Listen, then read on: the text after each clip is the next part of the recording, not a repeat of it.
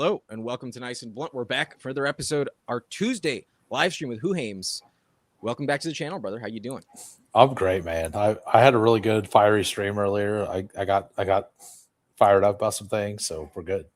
I've been there as well. I know what Yeah, that's like. yeah, I'm well aware yeah. of what that's like. It's fun to let some steam off sometimes. It's Yeah, good. it's not every day, but I just got into something, and I've been thinking about something for a while, and I just let it loose today. Well, So love to hear it. Speaking of which, K-Space, thank you. Smash that like button. Let's go.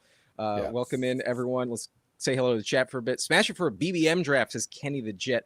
I don't know if we'll have time, honestly, but if we do, maybe we'll enter a pit bull at the end. But no guarantees at the moment. But I'm doing well. Thank you, Kenny the Jet. Looks like Hoohames doing well. But Bukowski, you didn't know the meme when I showed you the thumbnail. No, I have no idea.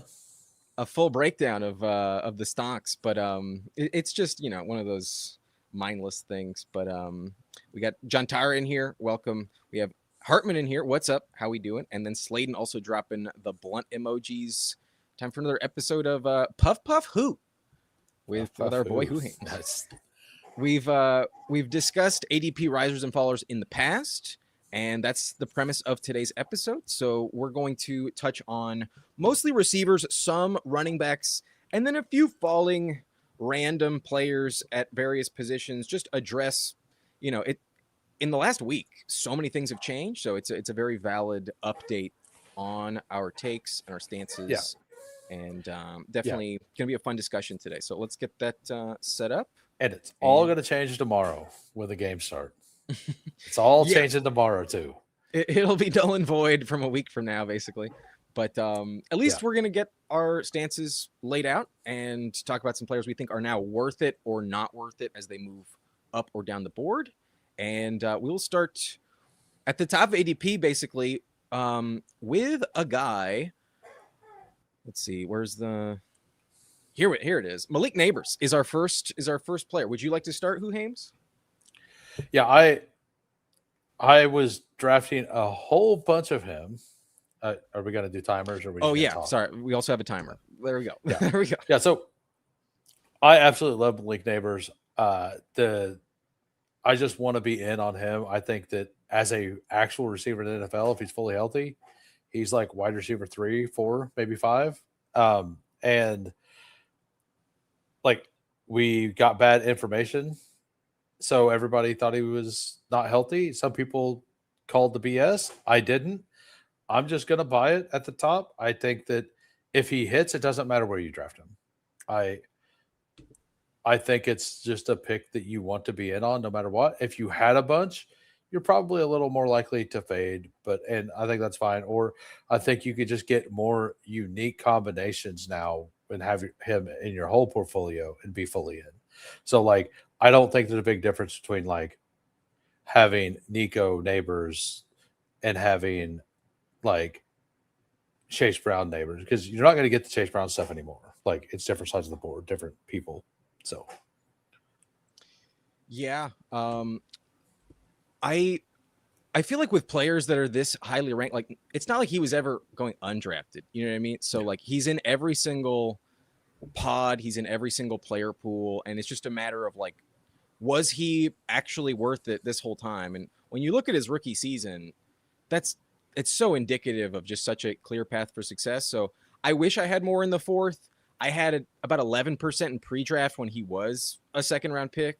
So even though I wish I obviously had more chasing him down, there were legitimate risk factors. It just wasn't a clear and obvious situation. Now there's really no competition whatsoever. I think it's 100% valid. I guess my only question to you is like, do you feel very strongly about him above those other receivers or even above like Bowers? Would you take him over Bowers? I have him one spot ahead of, like I have him at Bowers, basically. Yeah. I have him ahead of all the receivers, like London, AJ Brown, all those guys. Yeah, he's my top round 2 receiver. Yeah. And like sure.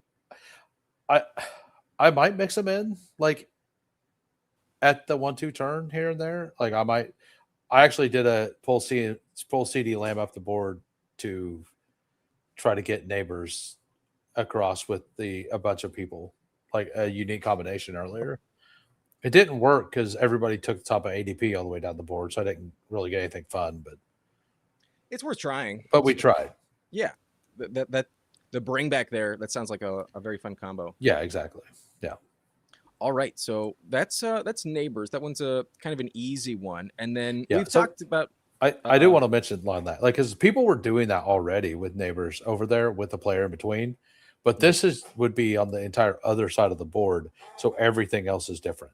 So like pulling CD up to like pick 5, and then getting neighbors there, like you're in a completely different setup of CD Lamb neighbors teams because all the other ones are going to be drafted at the 3-4 or at the 11, 10, 11, 12 hole. So you're going to get all different players all the way down the board. So like it is completely different than the ones that have been drafted, although you do have less value. Yeah, I think that's a very valid point. The unique combo is always a strong play. Yep. We don't need to talk too much about him. He's been an important point of conversation, but he's still very relevant as he enters the 5th round. I guess I'll go first on this one. Let me start the clock. Parker Washington.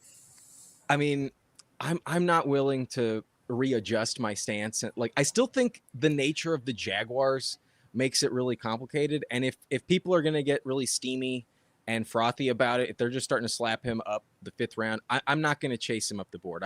I'm not as desperate to commit to a Jags receiver like that, especially one that I don't think is like ultimately that much better than the others. And if I'm wrong, so be it. It's a player I'm willing to be wrong about.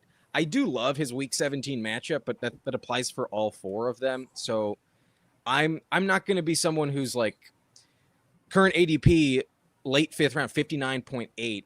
I'm not going to take him at just like 55, 54 just for the hell of it. If I'm at the turn, why not just mix him in just because you can't get him any later anymore? I don't want to be completely out, but I'm not going to desperately just like pull him up just for the sake of like, oh no, somebody else is going to steal him from me. How do you feel about it? I'm everything you said is right. And I was kind of going over this in my stream earlier. And I honestly think we're going to get to where he's middle of the 4th round. I think that's coming. The steam is wild. The slappiest of the slappy people are taking him, and the people are just doubling down on it because they heard what they want. I think it's bad. I think the process of like not knowing which one was always right. Mixing them in, it was probably always the right thing. I think at full PPR he's fine, but like, is he going to outscore every single player in the 5th round? Like DJ Moore, Terry McLaurin, Devontae Adams, like Luther Burton. Like, what's the chance that he hits all those things? And on top of that, like I've always been saying that like BTJ with Trevor Lawrence like isn't great because of the way Trevor Lawrence plays the game. But Trevor Lawrence also is very well known for throwing hospital balls. And if he's going to get 150 targets, for one of those probably lands him in the hospital. Yeah, that's why I still take Travis Hunter, where it's like I don't need to know which one gets hurt, but I'm just one injury away, and now I have a guy that's possibly more explosive than anyone else. So yeah, I'm not desperate to chase him up. If people want to go crazy, let them do it. I get it. Like I do get it, and everything you said about the offense is right. Like it's just there will be weeks you want them. That's going to happen. 100%. Like that's going to happen. Just hope it's not those 3 weeks that really matter. Yeah, we'll see. That Commanders matchup though, very very juicy. Yeah. All right. I didn't put him on the list, but I'm realizing he technically does qualify. Would you like to talk about Josh Downs? Yes. All right. I'll let you. That was my blow up today. Okay. I'll let you take the floor then. Go for it. So what I was saying is every single person out there believes Josh Downs, like he's going to play outside, right? Like he's never done it. And everybody's like, oh, well, he's going to get a chance. He's going to go out there. He's going to crush. What zero people are talking about is Alec Pierce is going to get a new role as well this year, and they've talked about that. They talked about it when they signed him, and we've seen Alec Pierce do all the stuff. Like we've seen it in college. We have never seen Josh Downs go outside and be successful at the outside stuff. We've never seen that. It's all a projection. So why is everybody so in on Josh Downs and they know for a fact it's going to work? It's because he's really good at football, but he doesn't have the size to go outside generally, right? Like stereotypically. And we just not seen it, but we've seen Alec Pierce do all the things. He's just been forced into a different role. Yeah, I think here, let me reset this. I feel like the fact that Keenan Allen still hasn't signed is why, like, it's just like, well, what the fuck are we waiting for then? With Alec Pierce technically out right now, it's just like, well, who the fuck else are we taking? So if you told me Keenan doesn't actually go there, then I suppose it'll be worth it. But I still am convinced personally that will happen, and I'm fine with the bags I've packed. It feels like it's just depending on the room where you're in, where like sometimes there's a guy that loves him, and then sometimes the entire room doesn't want him. And I've seen him fall to 100 as well. It's just kind of random, it seems. So I think it's just kind of structurally, what do you need? And if you like it, go for it. But I still don't want to be putting all of my eggs in the Daniel Jones basket if they're not like Tyler Warren based. Like I feel like that's still just the main play I want. And I'm not fading Alec Pierce ultimately enough to trust Downs more than him. Give me another 60 seconds, if you don't mind.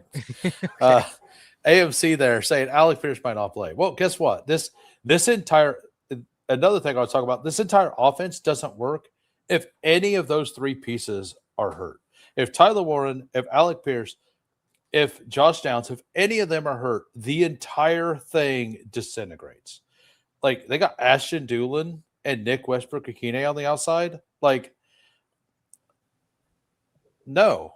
Like if one of those guys is out, the entire plane doesn't work, in my opinion. So not only is it like we don't know if he's going to work outside, if he doesn't work outside, the player that's going to replace him is going to be a little weird. So like, yeah, for Tony Levin to give me another 60 seconds. I don't know why everybody is so for sure that he could do the outside thing. And I just think the offense overall, like it requires everybody to be healthy. It's pretty thin. Yeah, he's just such a slot specialist, and like if they have confidence in it, great. But I'm not gonna overwhelm my shares of it. But yeah, I mean maybe that'll be a new bit. Like we get an extra 60 seconds, like twice a show. Like yeah, 60 seconds. Like I'm taking your 60 seconds. Yeah. We get one veto. Yeah, we'll definitely work that in somehow. We'll one robbery for stream. Yeah, something. You don't get to talk. Yeah, just let me go. Yeah, I think the one I'm trying to click most right now is Keenan Allen, but he's just not on the team. I actually moved Nick Westbrook-Akine and Ashton Doolin to like 260 today. 260? Well, DraftKings is 240 players get drafted. Okay, gotcha. So, I mean, that's still irrelevant. So yeah, okay. I mean, it's relevant because they show up. It's like, do I click them? Mm-hmm. Like I usually not. Like the answer is probably always no, but yeah. All right. Well, Downs, if you guys want to take him, be my guest. But I'm not going to be. I like Michael Pittman a little bit more in that spot myself. Yeah, I'm an Alec Pierce guy. I think for best ball purposes, that's probably correct as well. But all right, biggest riser of them all would be a Mr. Stephon Diggs. And I guess you took the lead last time, so yeah. It's my turn. I'm super happy. My bags are packed, man. I'm so happy I have a lot of shares of him because when it comes to the price adjustments here, like if you consider where Diggs actually started, whoops, sorry about that. Diggs, originally it was 156. Like 156 is where it originated, and it slowly moved up. The what I showed you previously was just the prior week. So 30 spots in a week is just kind of like, did you get in on time? And if you didn't, you now feel desperate to chase him up the board. Can he pay off 102? 100%. But I'm at like 17% digs. So like, go for it. Especially in like BBM. Like, there's no fucking chance I'm clicking this at 100. Fuck that. I don't want to be. It's like my QJ take in BBM. I don't want to be taking him at 70 when I have to play guys that had him at 100. With Diggs, it's the exact same thing. So I'm out, but I do think he can pay off 100 overall. Yeah. I mean, I'm also very happy because he's one of my top 3 wide receivers in all sites. So like I'm happy about it. And I have him at like pick 100 and I'm fine with that. Like if he falls to like pick 100, he's going to like 93, 94, but I think at 100 is still fine. I think if you want him, if you take Jaden Daniels, I think it's still a fine click. Because you're getting different texture of a room as well. So like instead of getting Josh Downs, you're getting like a Dalton Kincaid, right? So like it's just like in that 2v2 did it work? And I think it can. I am less likely to do it now. He's not a guy I'm like going into a draft like I want to draft these running backs high because the Stephon Diggs price is too good. Right. Like he's just a guy who, if he's at ADP, I think he's fine. I'm not going to target it, but I think the ADP is correct. And like, this is the exact, like, I still think he moves up around. I think by the end of it, he's like 83, 84, like over there to. I think the time box nature of the contest you're playing matters, where like if it drops today and everyone opens with Diggs at 102, then yeah, okay. Well, I'll mix him in, especially on a Jaden Daniels team. But I don't feel desperate to have 30+% Diggs when I already have close to 20. You know, he's still a big injury risk as well.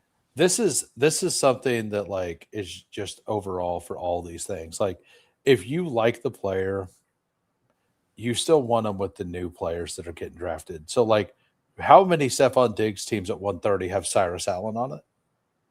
You know, like,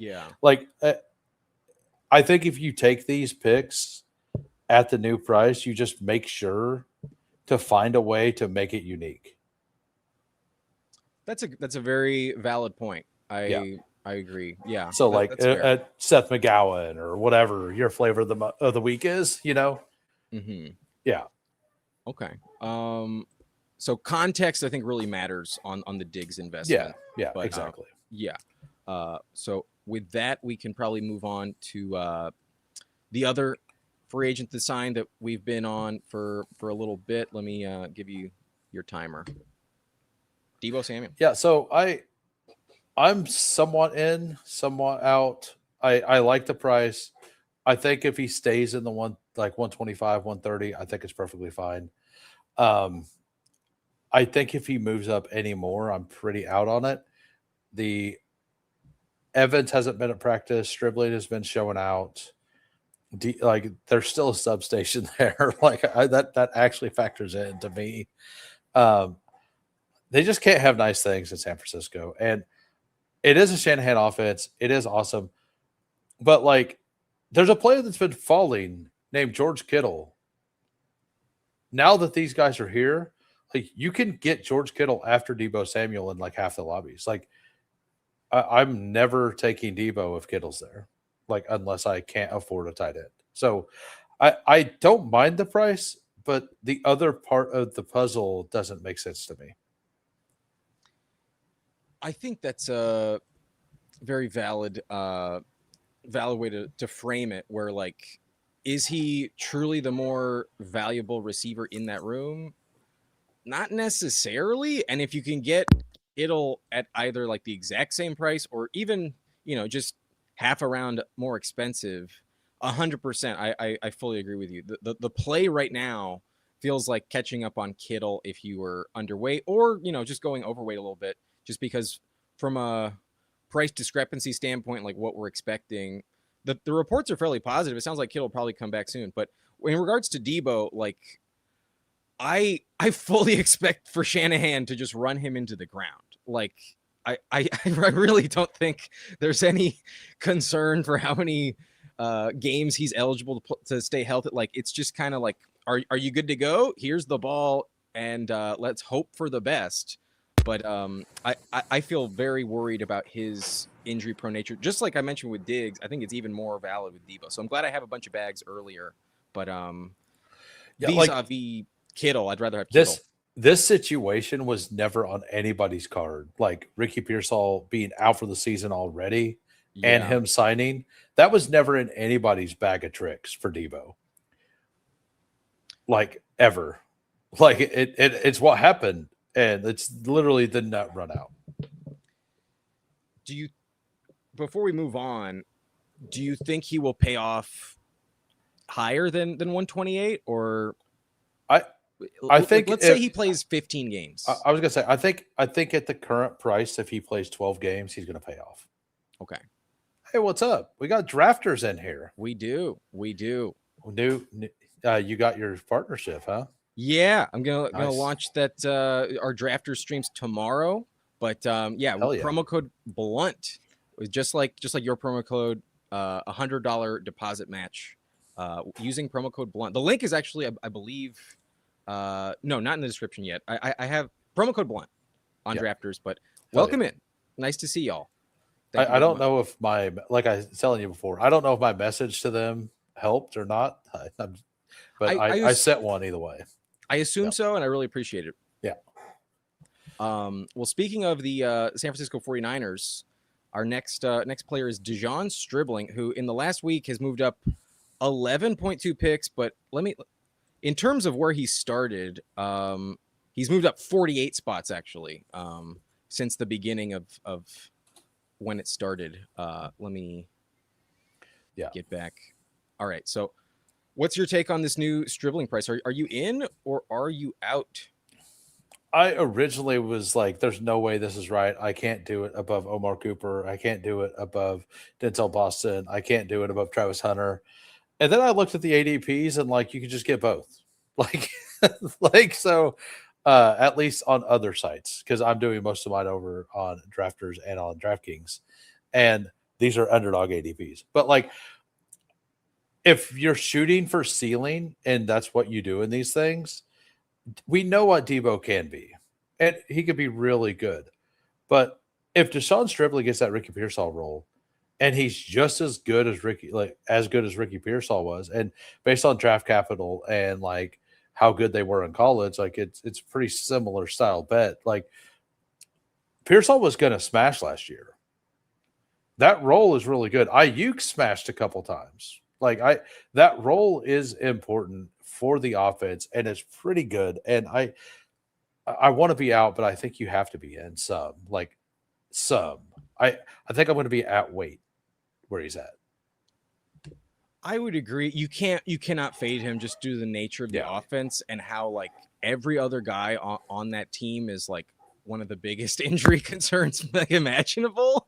Plus this, like in terms of the substation, like he's had the least exposure to it in terms of his entire life.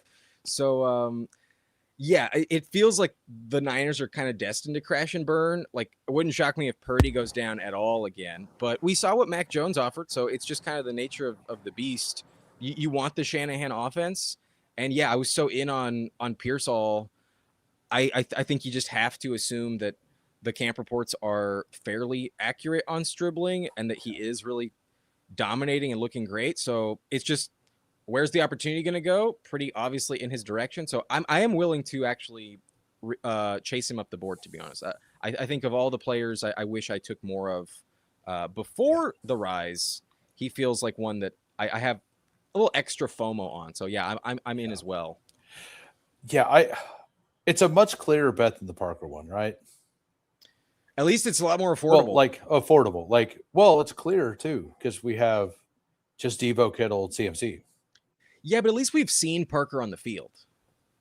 Yeah, true. Like, but like based on cost and like what like just price of the offense and all that, like it just feels like the Niners are starting to feel really good at price, all of them. Mm-hmm. Yeah, I mean, unless Kyle Shanahan's concussion just like Yeah. fucks with the, decision making or something. But I Yeah. wouldn't, I wouldn't assume that that's that big of a Yeah, deal. I wanted to be out on that price, and I did some like thinking and looking into things a little bit, and so I did want to like one little thing on it. Uh-huh. Stribling, they some people are saying like he is smashing camp and he's easily their number one receiver. I mean, Debo just got there and Evans was hurt. Like, yes, the answer would be yes. It was one of those two. So I don't take stock into that specific report. Like, it just means that he's at least okay. You know what I mean? Yeah. It, Well, if somebody needs the most time to develop and learn the system and like be yeah, kind of force fed the ball just to like adapt to the NFL, it would probably be Stribling in training camp. So that could also be a factor. Where, like, we might hit week one, and it's just not as coveted, but still they need him. They really need him. Hey, Brett, are you fading because of the substation or why? Like, because like it doesn't feel great. Like none of it feels great. The odds of another injury feel very high, especially with that Mexico City game in like the middle of the year. Yeah, That's going to be bad for them. But and they you have play, to take some shares. You can't full fade it. and they also play two really strong, like heavy hitting defenses in the Rams and the Seahawks twice. Uh, in the playoff, they have the Rams in the playoffs. Well, no, I just meant during the season. So Oh like yeah, no, like two during the games. season they play them twice. Like Yeah, they so those guys are going to hit hard and fast, right? And yeah, we shall see. But odds. Here's like the weird thing about the Niners. We'll spend just a few like they either make the NFC Championship game or they win like 6 games. There's like no in between. Basically, it's an odd I mean, team. But nobody even talks about it, but they had like 13 injuries or something on defense last year. yeah, the coaching that Robert Saleh did for that defense was Yeah, some of the best it was we've seen in a while. crazy. Yeah, Yeah. extremely impressive. Um, did you take the last one or is this my turn? I don't even remember. He's your boy. I'll let you go first on All right, Mr. Denzel Boston. Denzel Boston, the goat, as we know in my chat. And I'm actually like, he's at the point now. I think he's like a fine click, not an elite click. I thought he was a really good click for a while, and I was super in on Omar Cooper in pre-draft over Denzel Boston. And then when it happened, when they flipped, I started taking more Boston than Cooper because of price. And I've always thought that it's a good fit. I think if Shadur is the quarterback, he likes to kind of create and throw deep. And Denzel Boston's a jump ball guy. I think it's a really good fit if the offense functions at all. There are some worries, and like it's just you look around what's going there, and you just want somebody who's going to be on the field, and he's going to be on the field. So I think he's a solid pick now. If he moves up very much more, I'm probably out, but I have bags. So I'm Yeah, the fact that you have a lot definitely maybe like my Debo and Diggs yeah. stance. It might skew it a little bit, but I feel like the Browns are like sneaky valuable the more I think about it because we hate them so much and they just get penalized so hard for it. But especially with Boston, I'm not that convinced that Casey Concepcion is just like a lock to be any different from him. So to get the cheaper one feels really strong. And as much as I like talked myself into Jerry Judy getting traded for 2 weeks, and I started clicking, I stopped. I stopped clicking Judy. But even if he does get traded, that's still like a huge endorsement of the Yeah. rookies. And I don't love the Fannin investment as much. So if I'm trying to play the Browns, it's definitely through Boston. And now it just feels like where he started was just so cheap. I think he can actually move up above like Rashid Shaheed, above Coker, above, maybe even like Jaden Higgins I, and crush. still at that ADP. So I'm fully in on chasing Boston up the board. So, yeah, the thing about him and Casey Concepcion, it's already been kind of confirmed that like KC is going to Jerry Judy's going to start the season in the slot basically, and KC is going to have to actually work into it. Like maybe that happens in preseason, maybe week 1 it is just KC and Boston out there, but that's been something that's already there, and like they don't have another guy like Boston on the roster. So week 1, it's going to be Denzel Boston out there for sure. Now we mostly care what happens later in the season, but like he's going to be out there week 1. Yeah, I still worry about touchdowns, of course, but when you Yeah. factor in the price, it's like, well, I don't need the touchdowns to hit for the volume is all I need, and it totally feels worth it. So Yeah. it's got to feel good. What's your exposure on Boston at this point?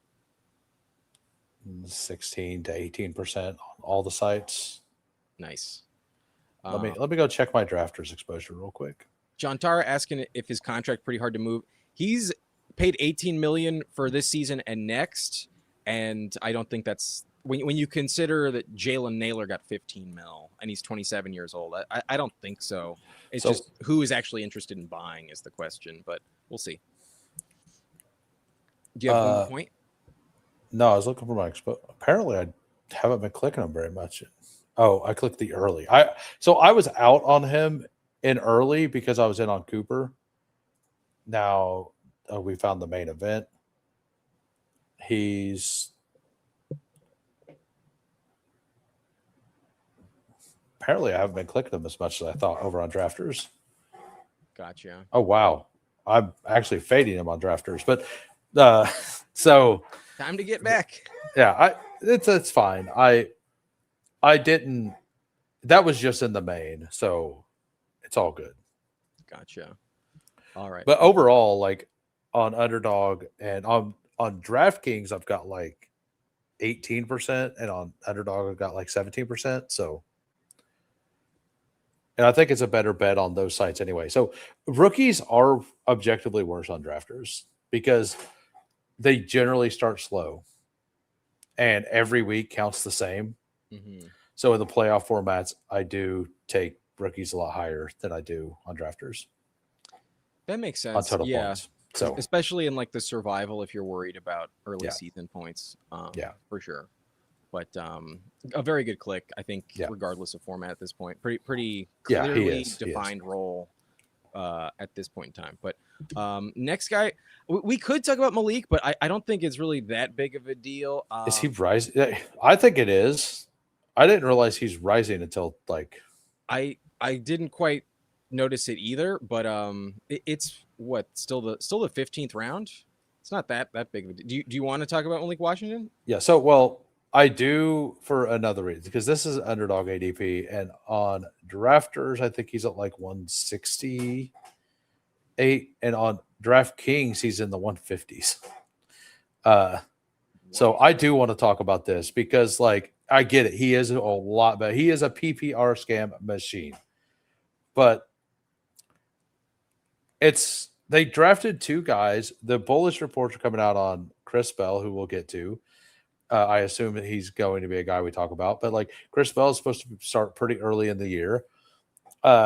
We do expect them to be behind a lot, but they're probably going to be throwing the ball deep. Like Malik Willis is a deep ball thrower. He's good at throwing the ball deep.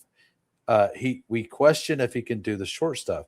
Camp reports that he's doing fine at it, but like I want the guys who are going to stretch the field with Malik. And if I want a guy underneath, it's actually Dulcich or whatever tight end they have. So I just think he's a bad click.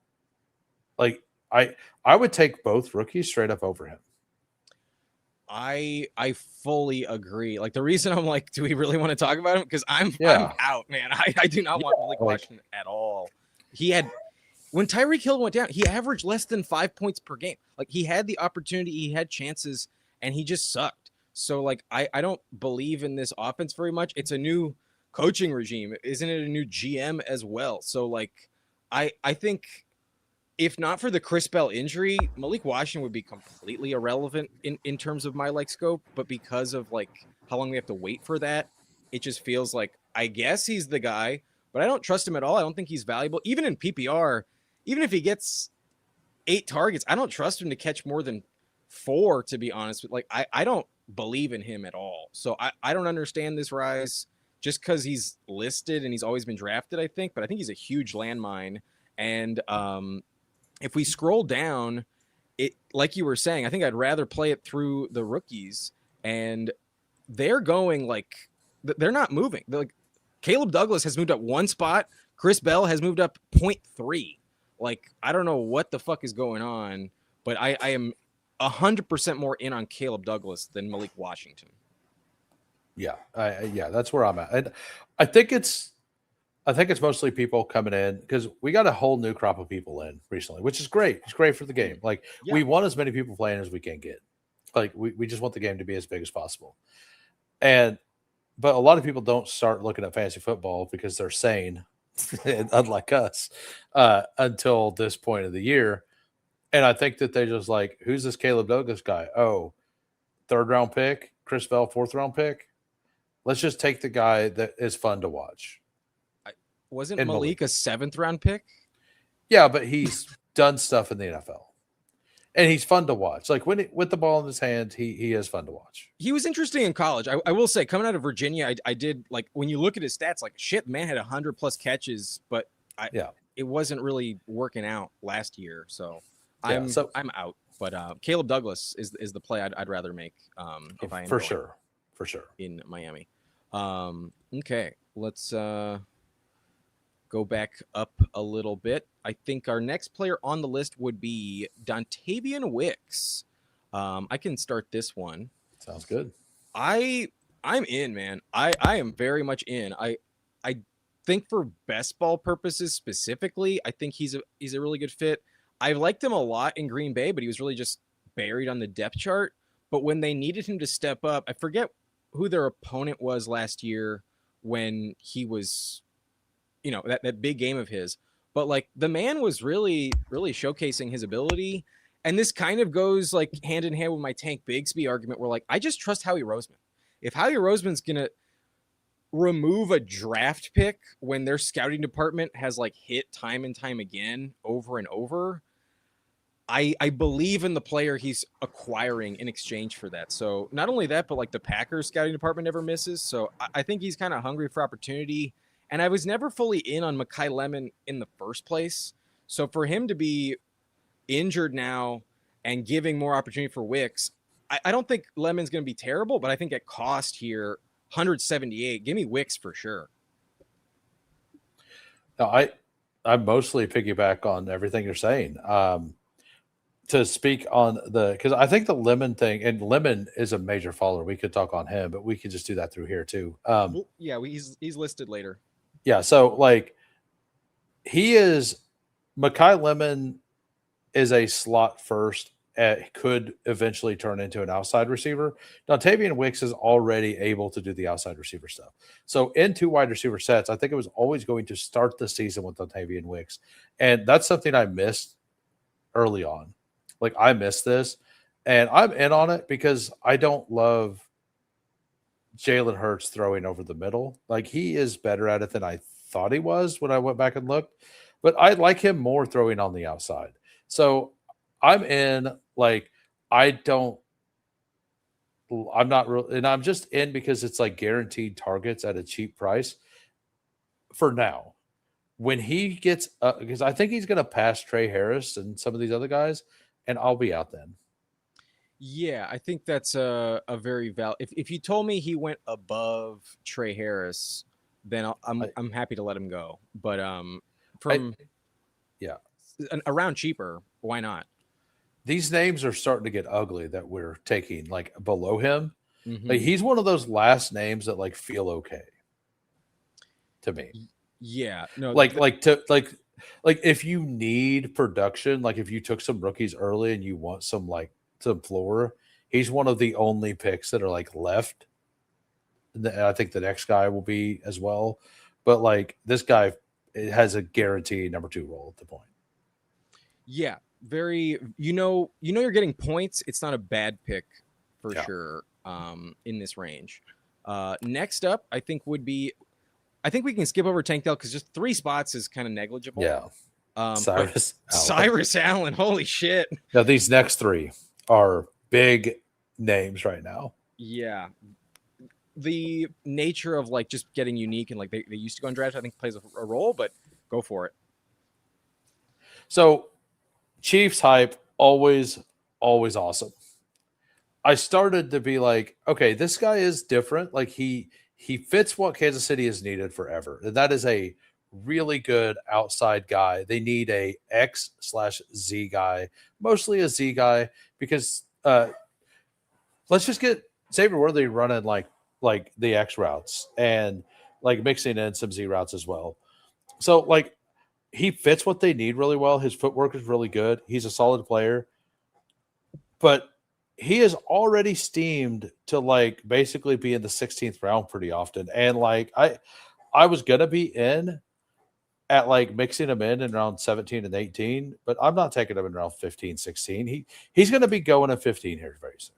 Like Chiefs hype always gets overblown. So I wanted to be in a little bit at pick.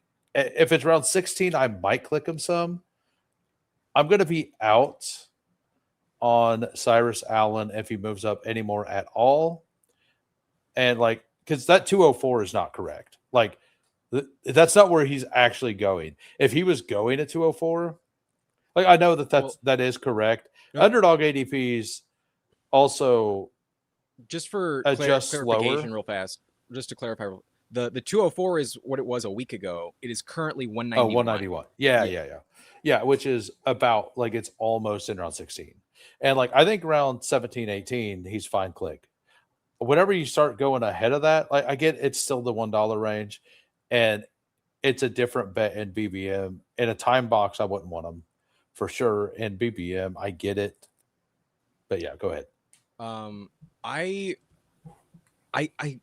feel like there's a chance that like it could turn into Sky Moore 2.0 a little bit. We're just like we're kind of desperate for someone, and like you were saying, just the nature of like Chris Collinsworth, is just kind of permeating through everyone's mind. We want this Patrick Mahomes investment, but I think the Tyquan Thornton is just still probably better. Or at least just kind of equal in terms of like what you're getting. So if one's gonna be steamed up the board like crazy, I will just stick with the one that's remaining dirt cheap and kind of irrelevant. But obviously I have more shares of Taekwon, so I want some bags of Cyrus. I clicked them a few times about a week ago, and now that it's been getting sniped on me, I don't do it anymore. But there's definitely a path for success if Worthy just doesn't deliver. So I kind of want to be out, but then it's still a bring back option for all my Chargers investments. So I do mix it in still. But it's not I think yet. even at round 16, like if you want to go 3 to 4% on him as bring back stuff and like on a Mahomes stack or whatever, I think it's fine. I agree. Like the Tyquan Thornton, I think he's still definitely going to get a spike week or two.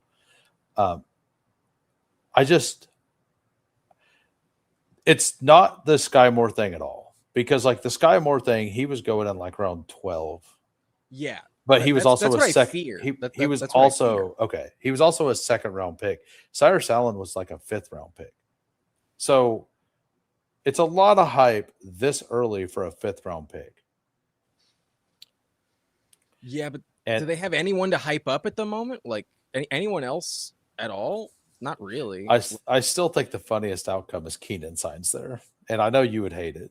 Like as a Chargers fan, it would be disgusting, but like it would be such a good fit for Kansas City. Like really? Literally, like the perfect fit. Okay, yeah. I feel like it's not that much different than Rashi in a way, but I mean they're fairly similar, but Rice can act. He can. Like Keenan can actually do outside stuff a little better than Rasheed.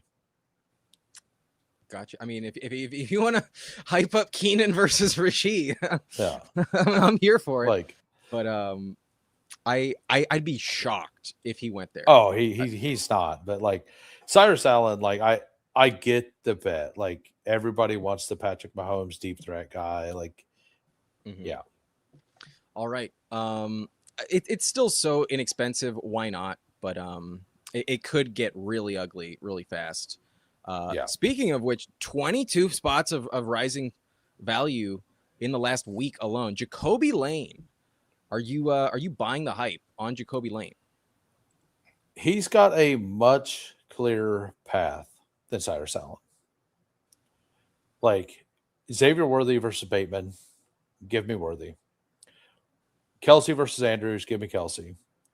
Rasheed Rice versus Zay, like at football, give me Zay, right?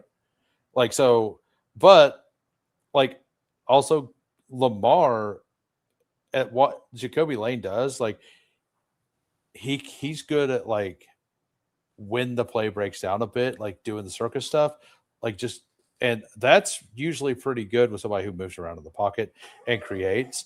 And I think Jacoby Lane could be a really good stylistic fit for the offense. I don't love him as a talent. I didn't like him as a prospect, but stylistically, like it is a good fit. They were talking about when they drafted him that he was a ball of clay that needed to be molded. And I let that like, hey, he's going to be a project for next year.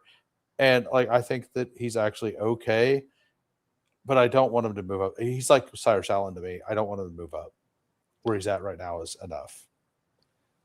As And much I'm of okay with it. I don't think it's like a target. Yeah, I would agree. I don't think it's a clear target. If I have a Lamar team, why not mix him in? But even though he's getting a lot of hype as the number 3 and like flashing some big plays, like there's also just as many reports, if not more, that are saying that like Rashad Bateman is like clearly operating as the number 2. And I kind of feel like the way people are approaching it is like Jacoby Lane's going to be more involved than Rashad Bateman. And I'm really just not convinced of that. It sounds like the new coaching staff wants to use Rashad Bateman differently. The way he talks about this Declan Doyle versus, what they Yeah. had in the past is like pretty glowing and like kind of almost like an indictment basically on John Harbaugh and the coaching staff just not believing in him. So I think if we're going to see Jacoby Lane steam up the board, I'll mix him in because it's still not that expensive. But I think the main stack I think I'd rather target would be Rashad Bateman. If I think I'd rather go Rashad Bateman personally. I I think we know what Bateman is, and I think that he's fine. And the way I'm going to do it, and maybe this, like, I'm okay taking Lane ahead of Bateman at this point just because of the steam to get some in case he goes higher. But if it's after round 17, like if it's before, like at 17, I'll take Jacoby Lane. And if he's gone, I'll just take Bateman. Like, I'm not going to force.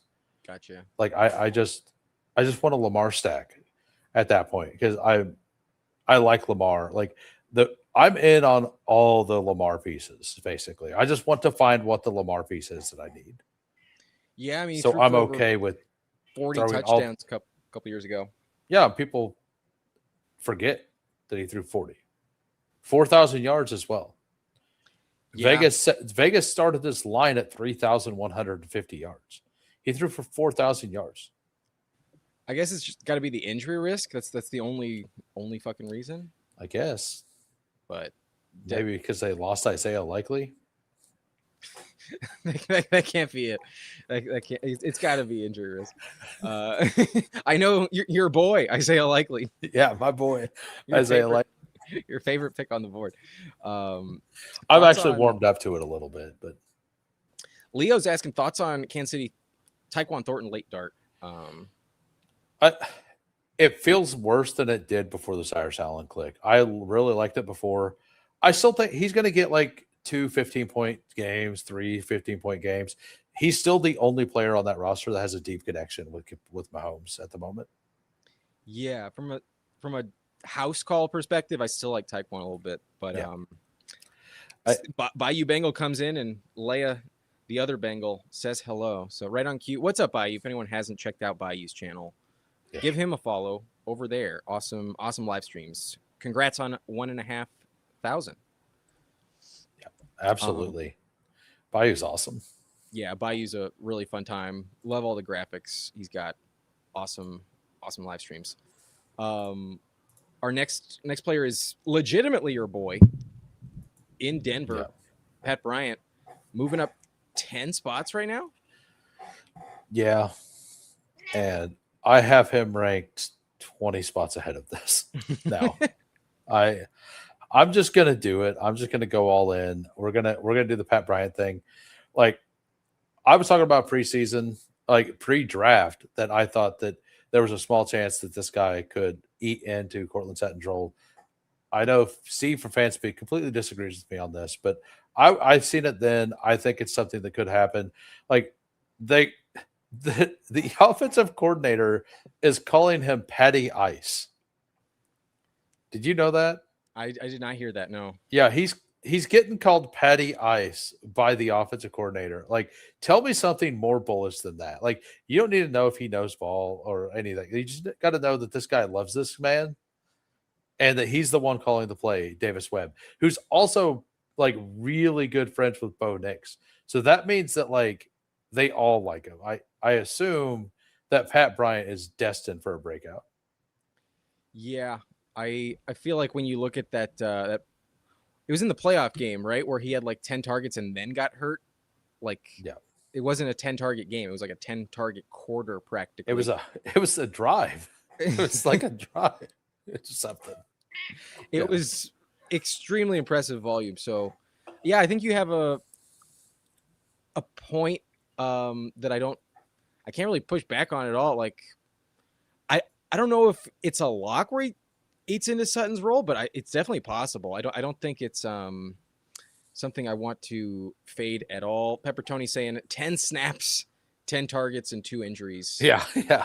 That was over 2 games. But 35%, it was very affordable. So but, one other note on it. Okay, I think if I'm taking an 18th rounder, Denver Bronco, it's 100% Bryant, and for him to only move up 10, he can 100% move up further. So yeah, definitely all in. I would rather grab Pat Bryant than Cyrus Allen, but so they're both affordable. One more thing on Pat Bryant versus like a lot of these other guys. Cyrus Allen, tight end, Travis Kelce, Lane. Who is it? It's Mark Andrews, Dontavian Wicks, Goddard. Like, so yes, he's a wide receiver 3, but he's basically target 3 as well, just like everybody else. Because there's no way it's Evan Ingram. Like, there's just no way it's Evan Ingram. I know Evan Ingram's getting a little bit of camp buzz, but like, this feels like the camp buzz that's, hey, we want to trade this guy, to me. More than, hey, he's like, we want to trade this guy and sign Taysom Hill. Like, that's what I hear. He's not the Joker anymore. Yeah, he's like, he is the Joker. He's a Joker, not the Joker. Playing tricks on you, wild card. Yeah. I cut the brakes, wild card, baby. That's right. Yeah. So like crashing and burning. I'm probably too in on Bryant right now, but like, I mean, in the DK Millie, I've done 93 of them and I have 33%. So I think it's a very strong stance to take. I wouldn't push back on it at all. It feels like the right thing to do. He's definitely much better than Troy Franklin. So yeah, and early on I was saying that like I wanted to taper myself a little bit and like go 16% Bryant and 4% Franklin. And I gave that up as we started getting quotes. And I think that was the right process because like I think you pick a lane and then like, and I did the same thing with Surratt and Jacoby Lane. I picked the wrong guy. So I was like 13% and 3% or something. Yeah, I wish I had given up full hope on Franklin because I think if I had, then I may not have like picked. I would have looked at Pat Bryant more valuable than I have. I wish I had more Bryant. I have a decent share, but not so nothing crazy. The one thing, so more on Pat Bryant, the coaches are talking about how he's like, this is one of the most underrated things in the game of football. And this is why Ohio State receivers are so good. They teach them never to jump for the ball. Keep your feet on the ground so when you catch the ball, you can run. And that is the one thing that keeps coming up every time they talk about Pat Bryant right now, is that how he keeps his feet on the ground, and it keeps him an ability to run with the ball. So run after the catch. So as long as Bo Nix's timing is good with him, Pat Bryant's going to crush. Like, it's going to happen. And like, you watch Franklin, you watch Mims. Like, that's like one reason I didn't love Jacoby Lane, because Jacoby Lane goes out of his way to like force himself into a jump ball. So, like, he's always like making these spectacular catches, but part of it's because he can't keep his feet on the ground. As you were making that point, I'm just having flashbacks of Mike Williams' career in my mind, and just And he's just jumping up and then getting tackled. Or just landing on his back and just breaking his spine, like just the quickest path to retirement possible. I wasn't trying to go like dark, but yeah. No, well, that's where you're at. That's where you're at. A lot of wasted talent, a lot of ankle injuries because you land the wrong way. Yeah. That's a valuable skill set. I remember when Drake London was coming out, and I looked at his like highlight reel at USC. I was like, this looks like he's just gonna land on his back way too many times, just like Mike That's Williams. why I'm so high on Cardinal Tate. Cardinal Tate, like, when he has to go up for the ball, he's really good at it. But if you watch like actual film on him, like, he doesn't do it unless the ball was like misplaced. Gotcha. So I feel really good about Tate, like, because of that. And like, hearing the Pat Bryant isn't leaving to get the ball, like, that's really bullish, because very few players do that don't come out of Ohio State. So, like, that I've been noticing. And I think it's something that like the wide receiver coaches across all of college have noticed, is one of the reasons all of the Ohio State guys are so good. And I think that's becoming a common practice. So I think we'll see more and more of that.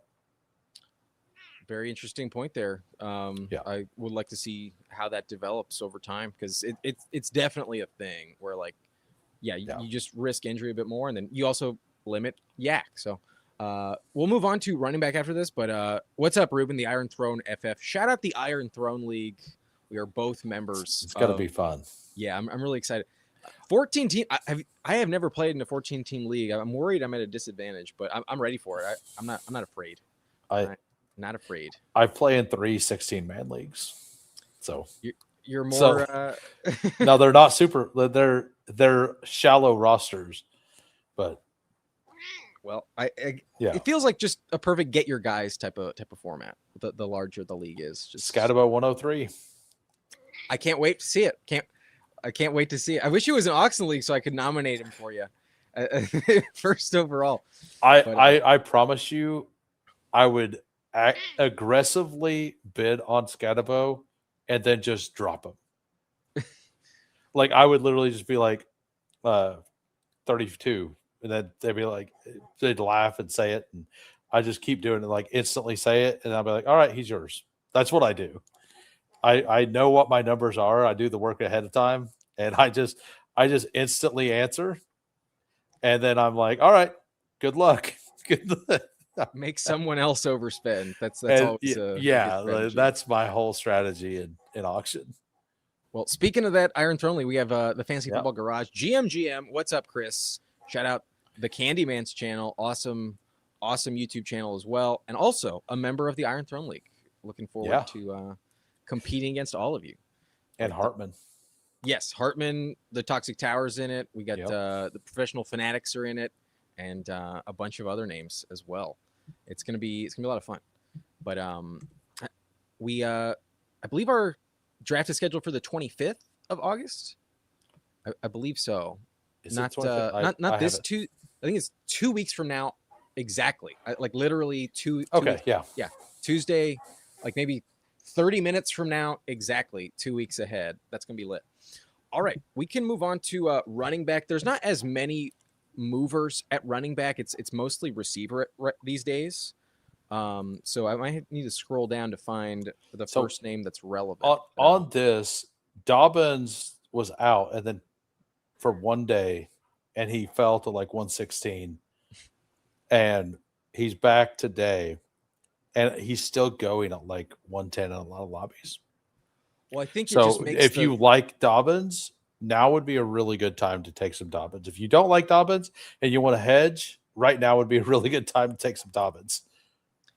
I have a lot of him in the pre-draft when he was like 125, 128. Dude, he So was like 160 for a while. yeah, I took a I bunch of them. I haven't been clicking much of him, and if anything, I'm trying to click a bit more Jonah Coleman at the moment. But I think we'll get to him pretty Yeah. soon.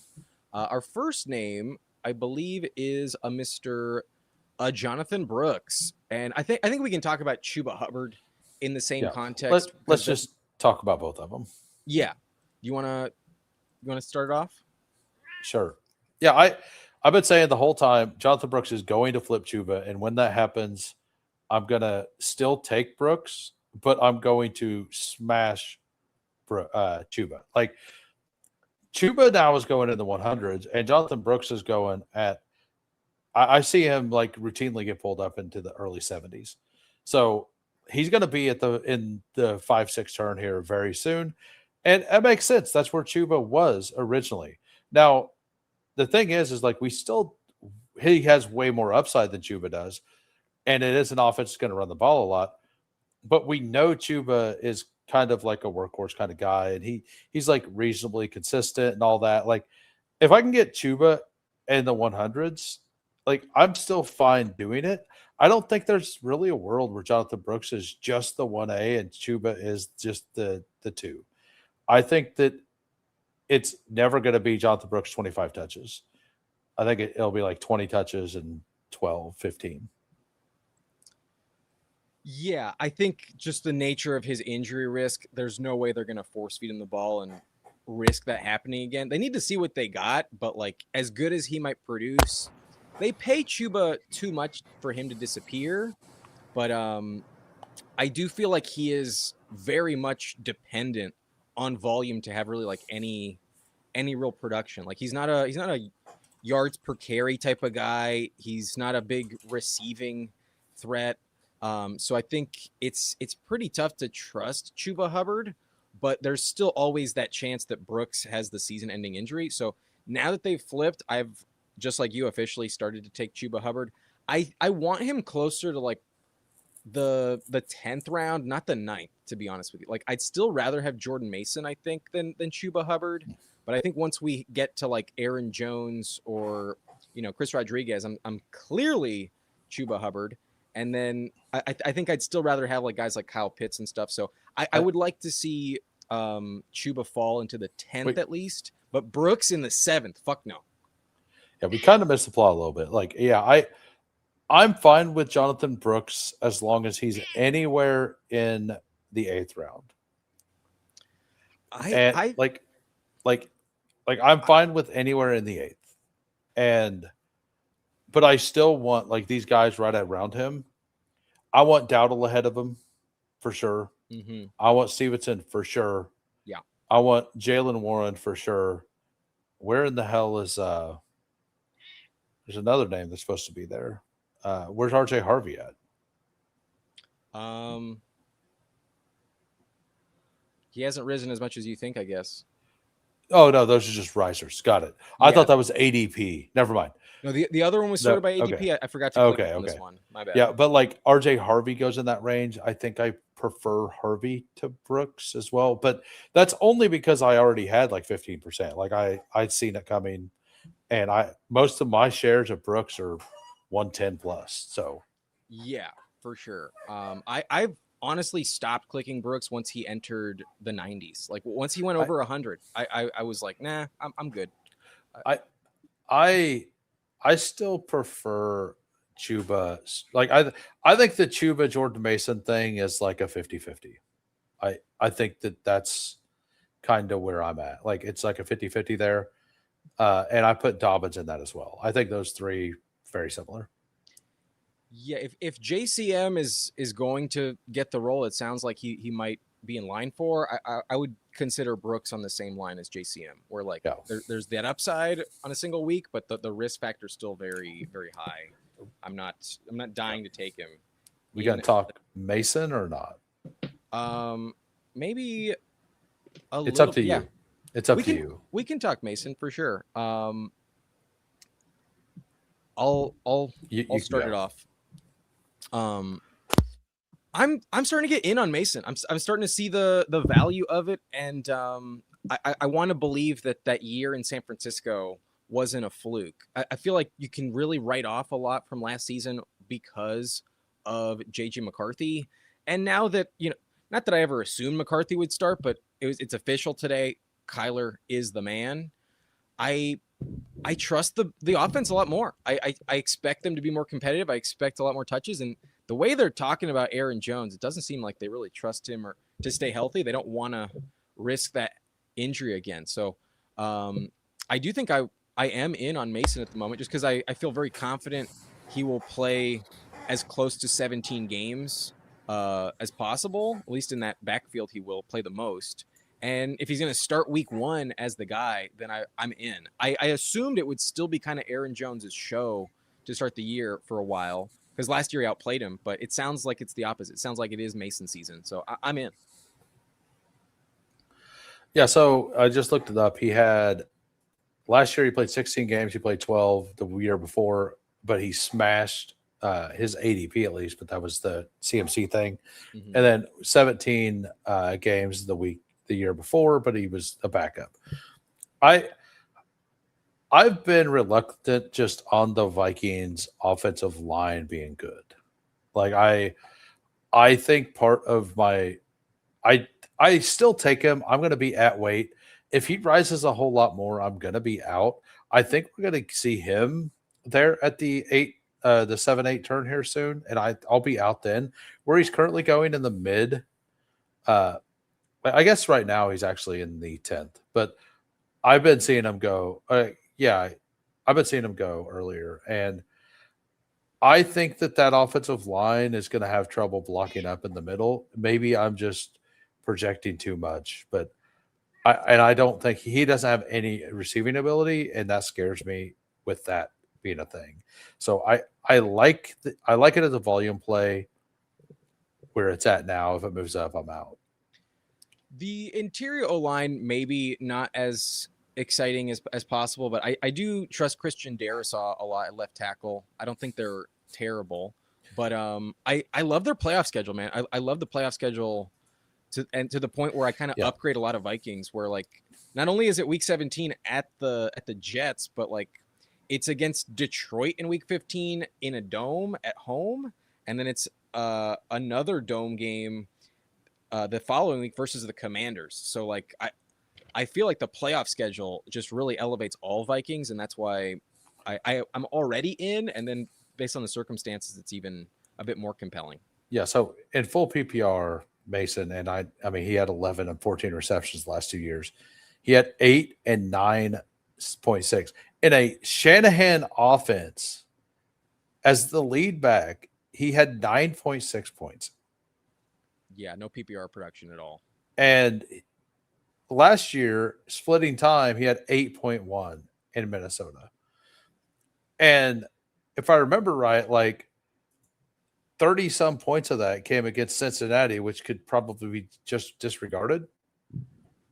Let me see. Cincinnati, 116, 2 touchdowns, 23 points. Other than that, his highest game was 12.6 points. And they didn't really improve the offensive line, if I remember right. So I think it's a volume bet at most, and I don't see the upside with it because he doesn't have the ability to do the receiving stuff. So I think he's a guy you add to like a Jeremiah Love team or something to try to advance him through. Like I think in a 0 RB team to get your like Seth McGowans or whatever to where they matter. Like I think he's the player for those teams. I think if you started off with good running backs, I don't think you want him on your team. So I think he's a stylistic fit on some teams. Yeah, I think if you are building out like just a stellar receiver room and good onesies and he falls to you, especially as your perfectly third fine RB, there. Yeah. But if I already have Bijan, DeAndre Swift, and Ramondre, like he's doing nothing in that room. Most likely not. Yeah, most likely not very much. Like nothing. Like so, yeah. All needs right. a second touchdown probably. It's Yeah, kind of he just like J.K. Dobbins, where like it even if he has a good game, you need that second touchdown to have any shot at 20 points. right. Like he'll give you multiple games of like 11 points. Yeah, Like I don't know where that's valued, really. I think you'll get a few in the 15 to 17 range as well, but not more than like two or three. So that kind of feels like his ceiling. But I do think one of them might happen in that Jets game. I do think Yeah, week yeah. 17 is the spot where That Jets run D was bad last year after they traded away 25 players. I mean, the, Yeah, it's a nutted matchup. You want it's a good Vikings matchup. for It is a good BBM matchup. week 17. Claiborne, baby, let's go. you, Let's go. you willing to take Claiborne? I've got like 12%. Okay, I have maybe I closer to like 6. I think I have like 5-6%. and it's the thesis on the outside runs. Gotcha. Like with that, like is part of that, and Aaron Jones not holding up. I just think the guy who's alive in week 17 for them is Claiborne. And I like Claiborne more as a prospect than most people. So I remember you were high on Claiborne back in February. yeah, so like it all lined up to me like him. Now he didn't get draft capital, and it's not a bet I like would tell other people to make. It's Gotcha. one Well, I'm comfortable with. I'm not that I'm endorsing.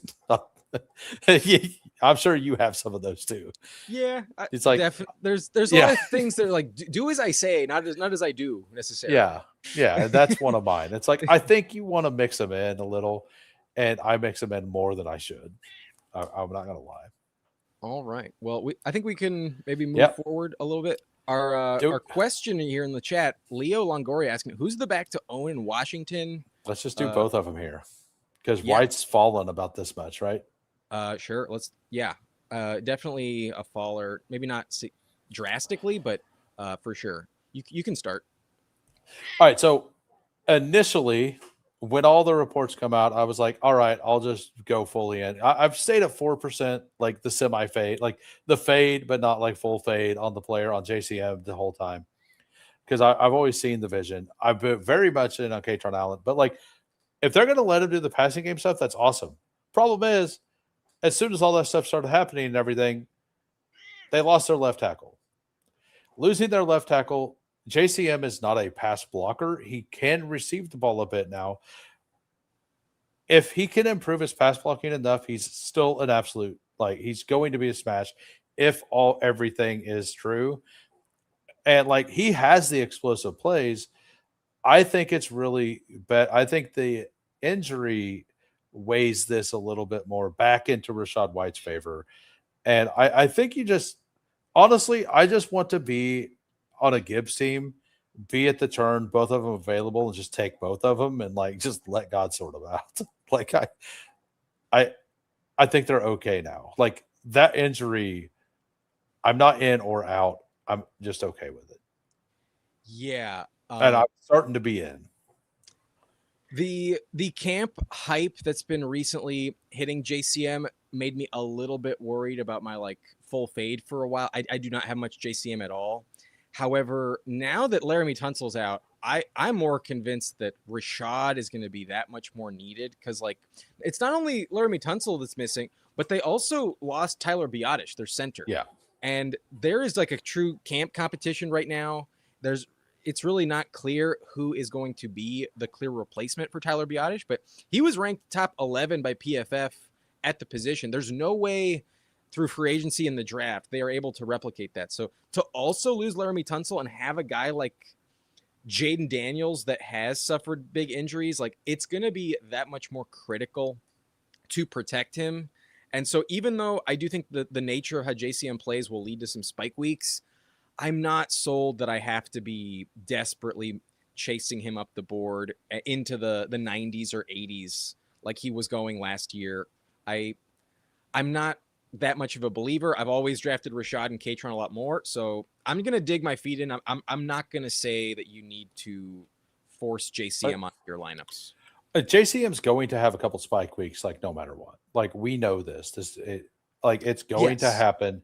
This like he's for sure going to have some spike weeks, and like Keaton Mitchell, who's slightly rising. Like I think he will as well, but I don't think they're gonna like. I think the JCM spike weeks will be like close to 20 points, which are like actually a big deal. I don't know that the Keaton ones will be. The other thing about this backfield is that like with the Tunsil injury and them needing the pass blocking a little bit more out of the running back position, most likely in theory, right? In theory. The guy in theory, like maybe that's just bad. Maybe that's not how they end up doing it. Like maybe they just go 11 personnel and just do stretch plays and stuff and like go the opposite way all year. But the other back, other than those two, his nickname is Fat Man. I'm going to assume the Fat Man can block. I would think so. Yeah. I hope Fat Man can block. It's like who you want at goalie when you know. Yeah. You don't need to be good with your hands. Just fucking stand there. Yeah, like I'm gonna assume the guy named Fat Man can at least block some. Like, so like I'm already fully in on that guy, so I can't get more in. I have to like leverage out based on the reports, and I was worried that they wouldn't give him the chance to do this, and hearing that they're actually fully embracing it is like it does look okay for JCM. I think there's still value there. I don't think taking him is like the worst thing in the world. But to Sladen's point, yeah, the stats were great, but I saw his best game in person. I was at the Charger game. He had 122 rushing yards and 2 touchdowns in that game. And both of those house calls, he was completely untouched. Not a single point of contact on either of those plays. So his best game happened in circumstances that I just think are like extremely unlikely to repeat as the O-line gets decimated. He's very explosive with mediocre vision. He doesn't have bad vision, but he doesn't have like good vision. Like, and when he has to like change direction, he doesn't have like the change direction and keep the speed as much as some of the other people. So like I think that like he can like glide around, like that's what Mike Washington did with like his speed. That's why he always got tackled. Like, but if you're given a hole, like JCM can really explode through it. Mm-hmm. But how often will that happen this year? Yeah. On a fluke play, maybe, but I also look at the Jags matchup week 17 as like speaking of the Mason matchup.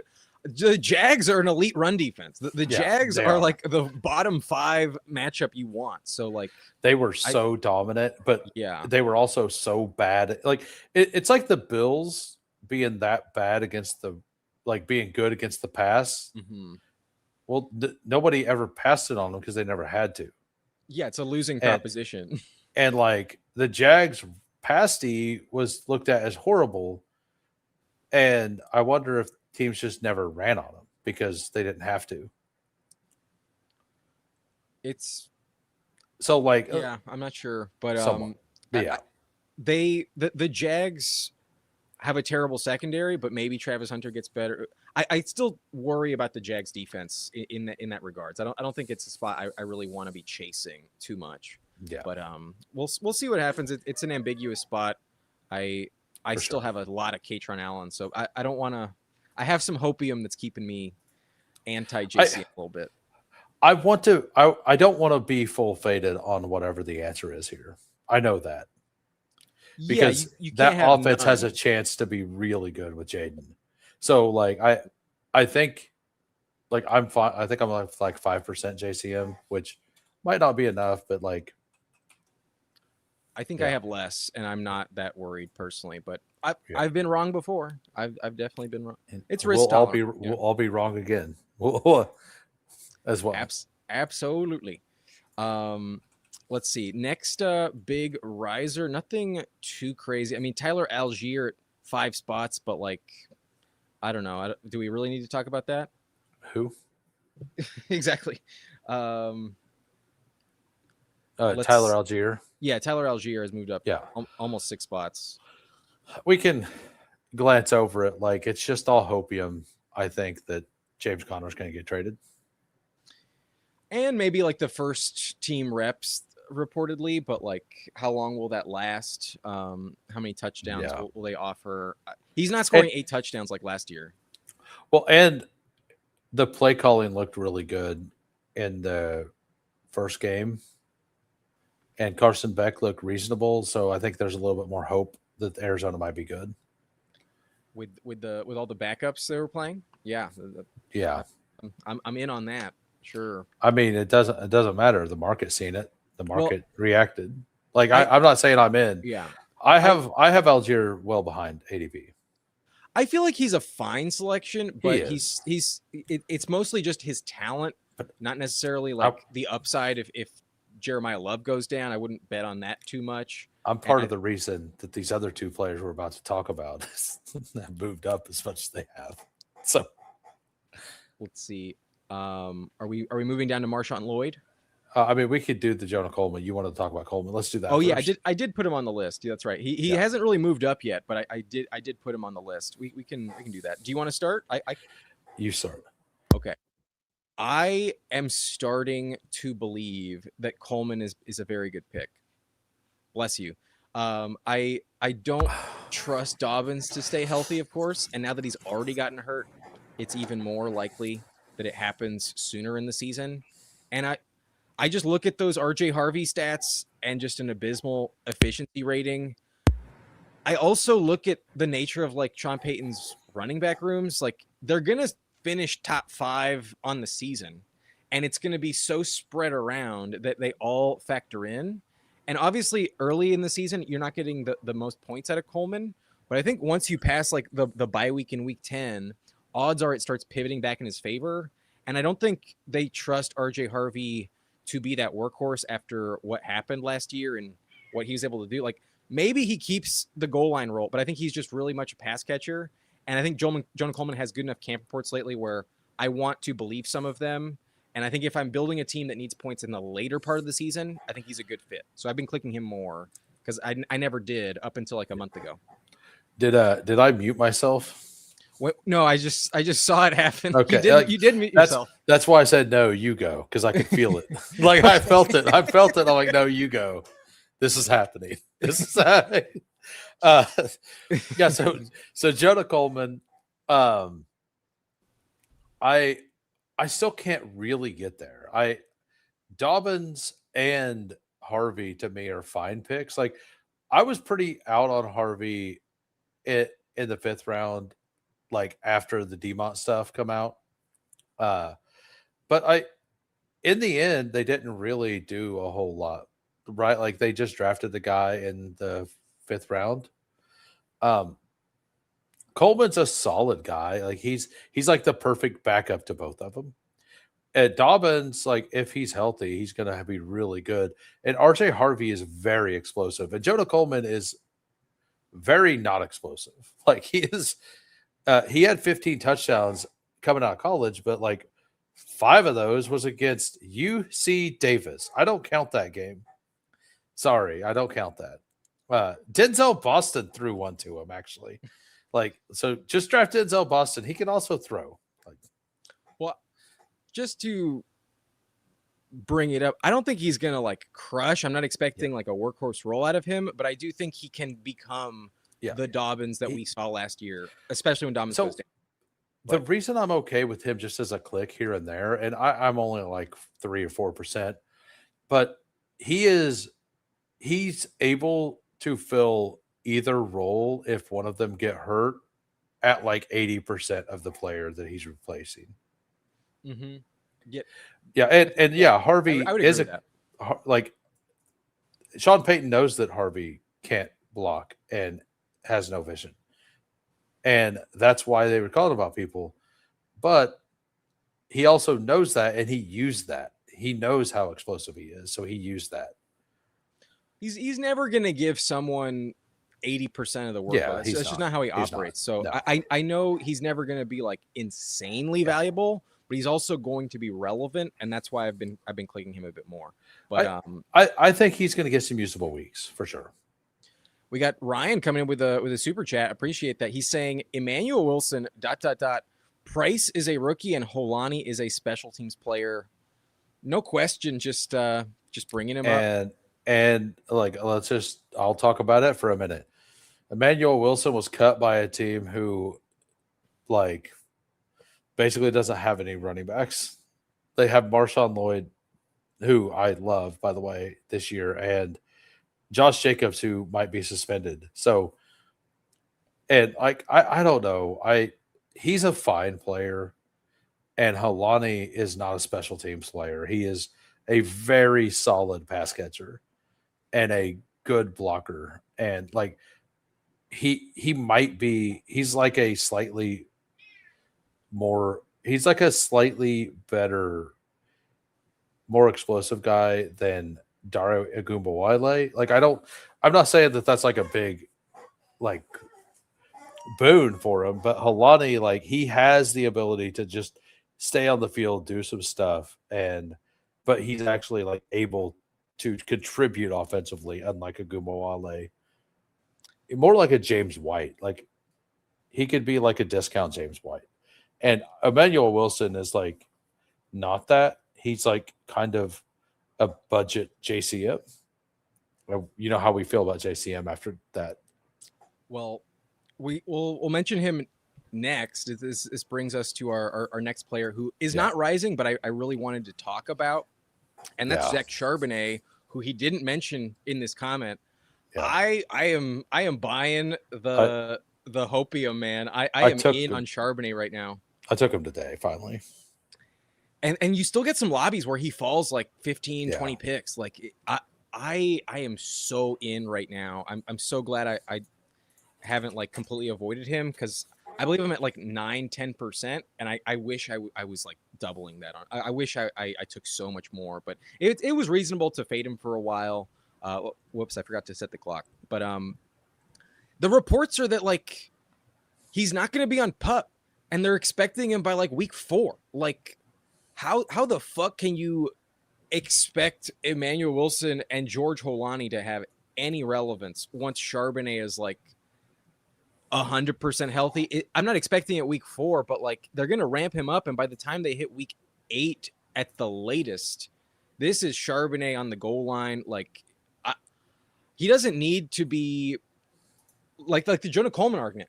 I don't need him to get 80% of the touches to feel like pick 160 at running back is worth it.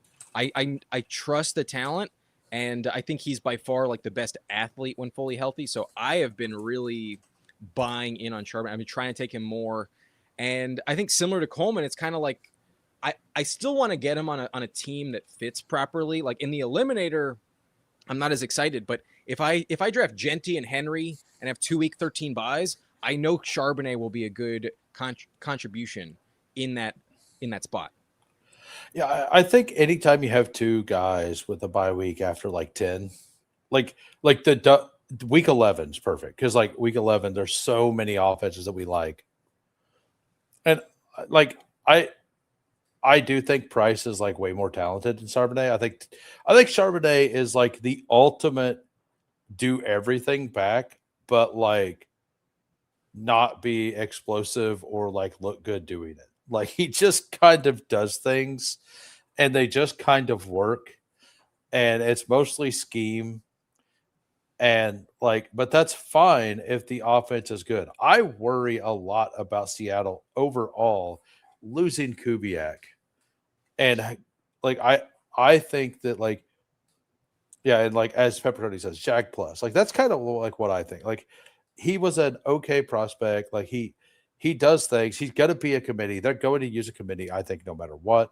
Part of the reason I don't love the Price, but like Price is going to be the Walker of the group. So, like, but he's such.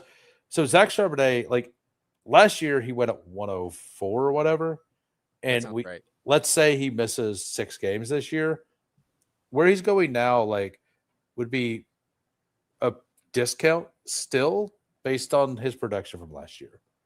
Yeah, I mean, I disagree, and he's got less competition, so definitely less competition. Price is not as good as Walker, and I'm not fully sold that Price is significantly better than Charbs. I feel like they're pretty comparable to each other, but I also feel like when you have a defensive-minded coach, I think like the guy that can get you 4 yards in a cloud of dust becomes that much more reliable and appealing. And I do think he has like some really strong convictions, just a major trust factor on the goal line. Like, I think that is where I want a part of the Seahawks offense. And I really don't think that his role is going to be that much cratered by Jadarian Price.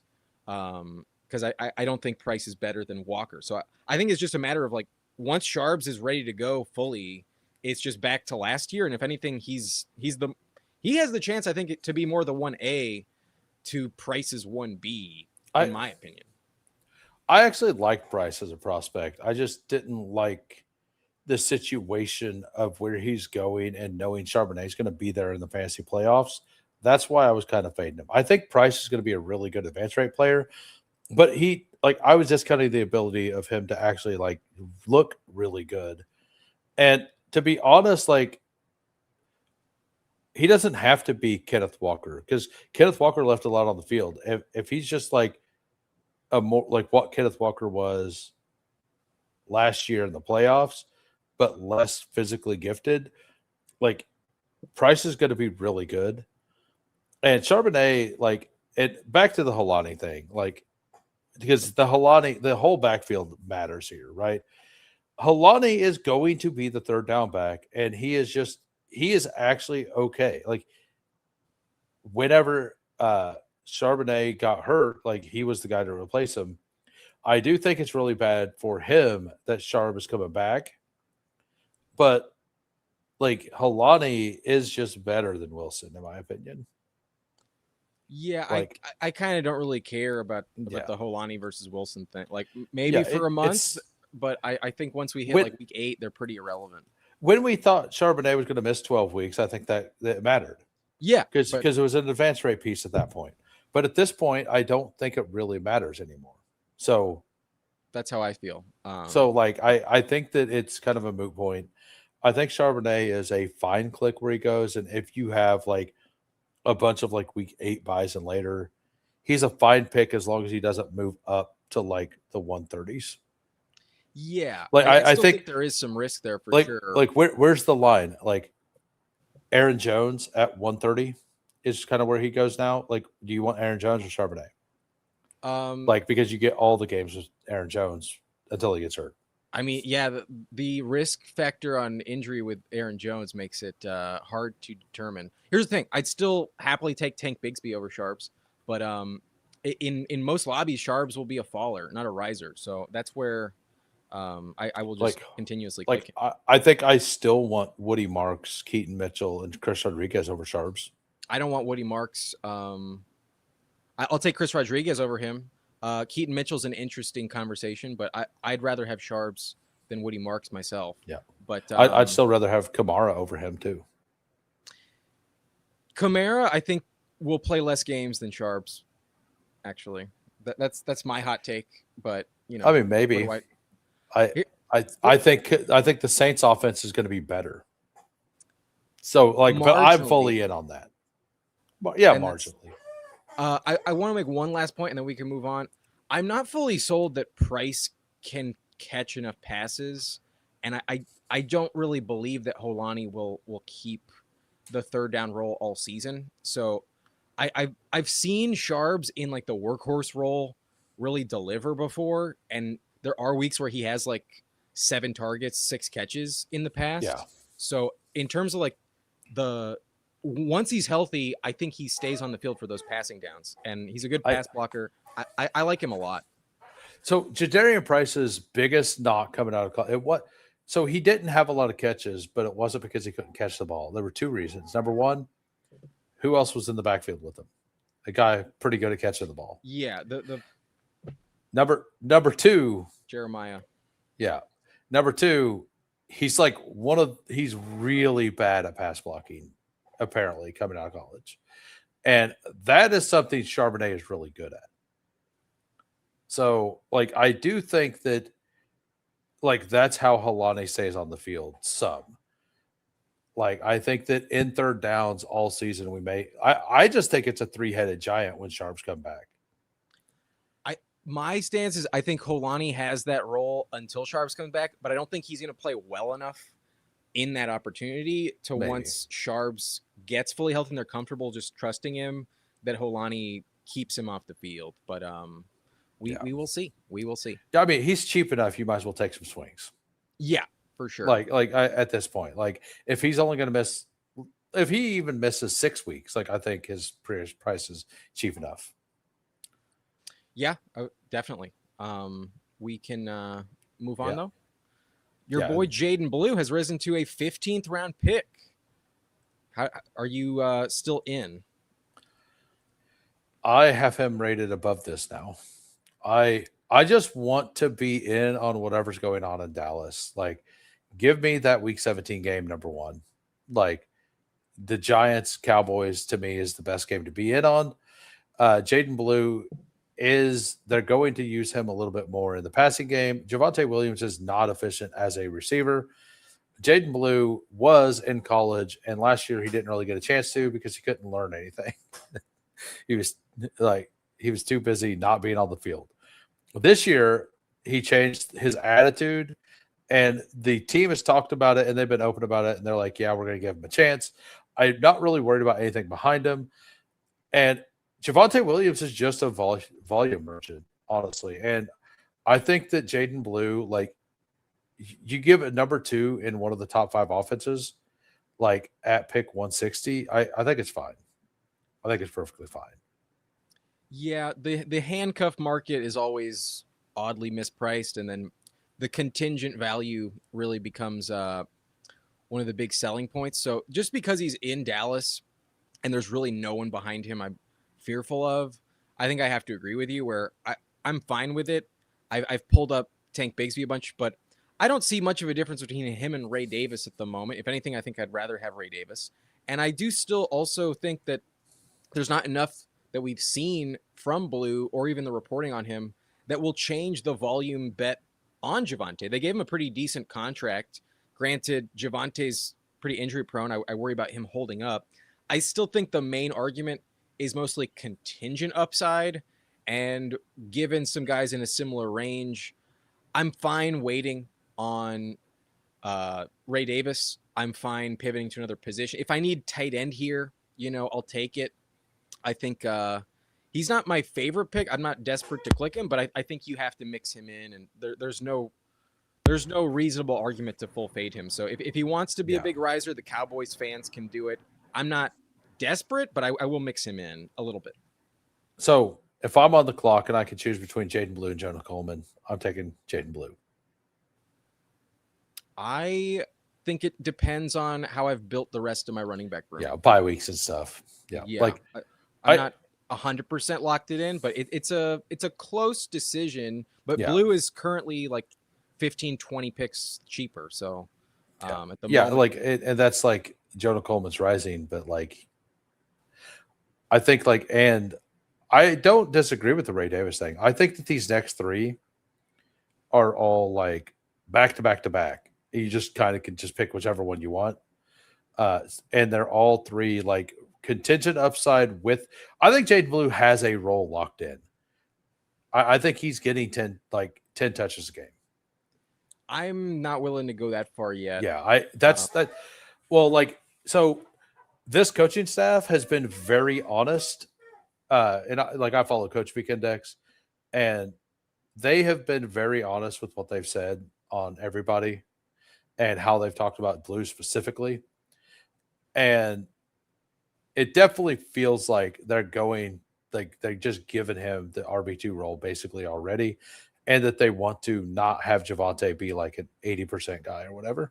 So I just think that we're going to see a lot of volume from him this year is all. And I think you want to be in on that. Like if you have a team with like those 0 RB teams, like where you took Jordan Mason, I think Jaden Blue is perfect on those teams because he has that upside. He's got standalone value and contingent upside. That's why I liked Woody Marks for a long time. But Jaden Blue is the same bet on a better offense now. We didn't know that at that time when I was into Woody Marks. Now we know this with Jaden Blue, Ray Davis, and Marshawn Lloyd, and I'd much rather be in on those guys. Yeah, the Dallas team being associated with him is a huge selling point. Yeah. I will agree with that wholeheartedly. Marshawn Lloyd, you hyped him up quite a bit, but I guess Yeah. since you went first, I'll start. Sounds good. I'm worried about Josh Jacobs. I really have a Yeah. hard time trusting him, and with the I'm not necessarily convinced that he gets suspended or anything, but I feel like the team wouldn't mind moving off of him sooner rather than later. And similar to the Jonathan Brooks situation, they just haven't seen anything from Lloyd on the actual field in like real games time action. So you have to kick the tires and just see what you got. You can't just let a third round pick just be worthless for you his entire contract. So I do think as long as he delivers when he gets the ball, he will stay on the field. I feel more compelled to bet on Lloyd building more of a role in that offense than I am on Jaden Blue. I think straight up in that 16th, 15th round, I'd rather click Marshawn Lloyd at the moment than Jaden Blue. And it's because of the nature of how little I trust Josh Jacobs. But if you told me Marshawn Lloyd played 4 snaps and tore his Achilles, would not be shocked. Yeah, I'm looking it up right now.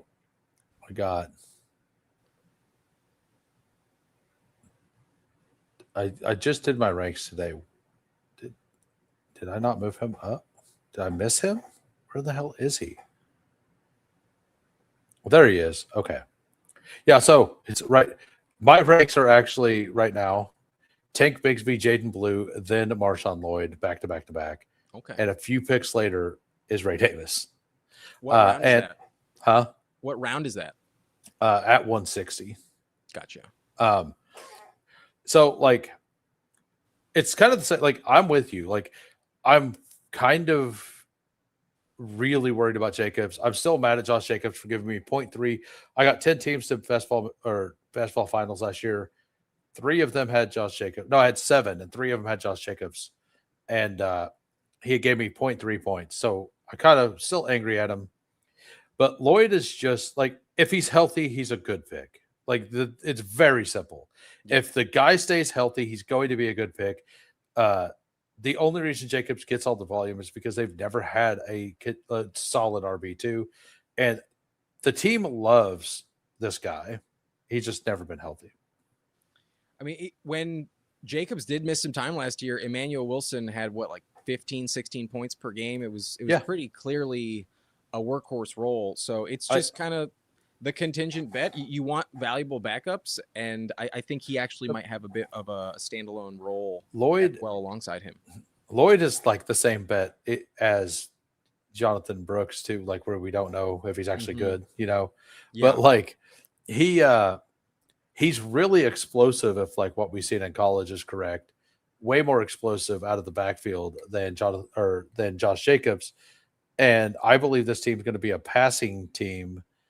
And I think that Marshawn Lloyd will fit that narrative a little better. Not that Jacobs is bad at pass, like the receiving stuff, but in the receiving stuff, like you want those guys who can take the ball, get one foot in the ground, and just burst. And Marshawn Lloyd can do that a little more than Jacobs. I also thought he had pretty good vision in college. Like you can only look at college to evaluate, but like I thought he found the holes and like made appropriate choices pretty well. Yeah. Josh Jacobs is one of the better pure runners the league has seen for years. Like he's top 10 best just pure runner of the football. But he's older.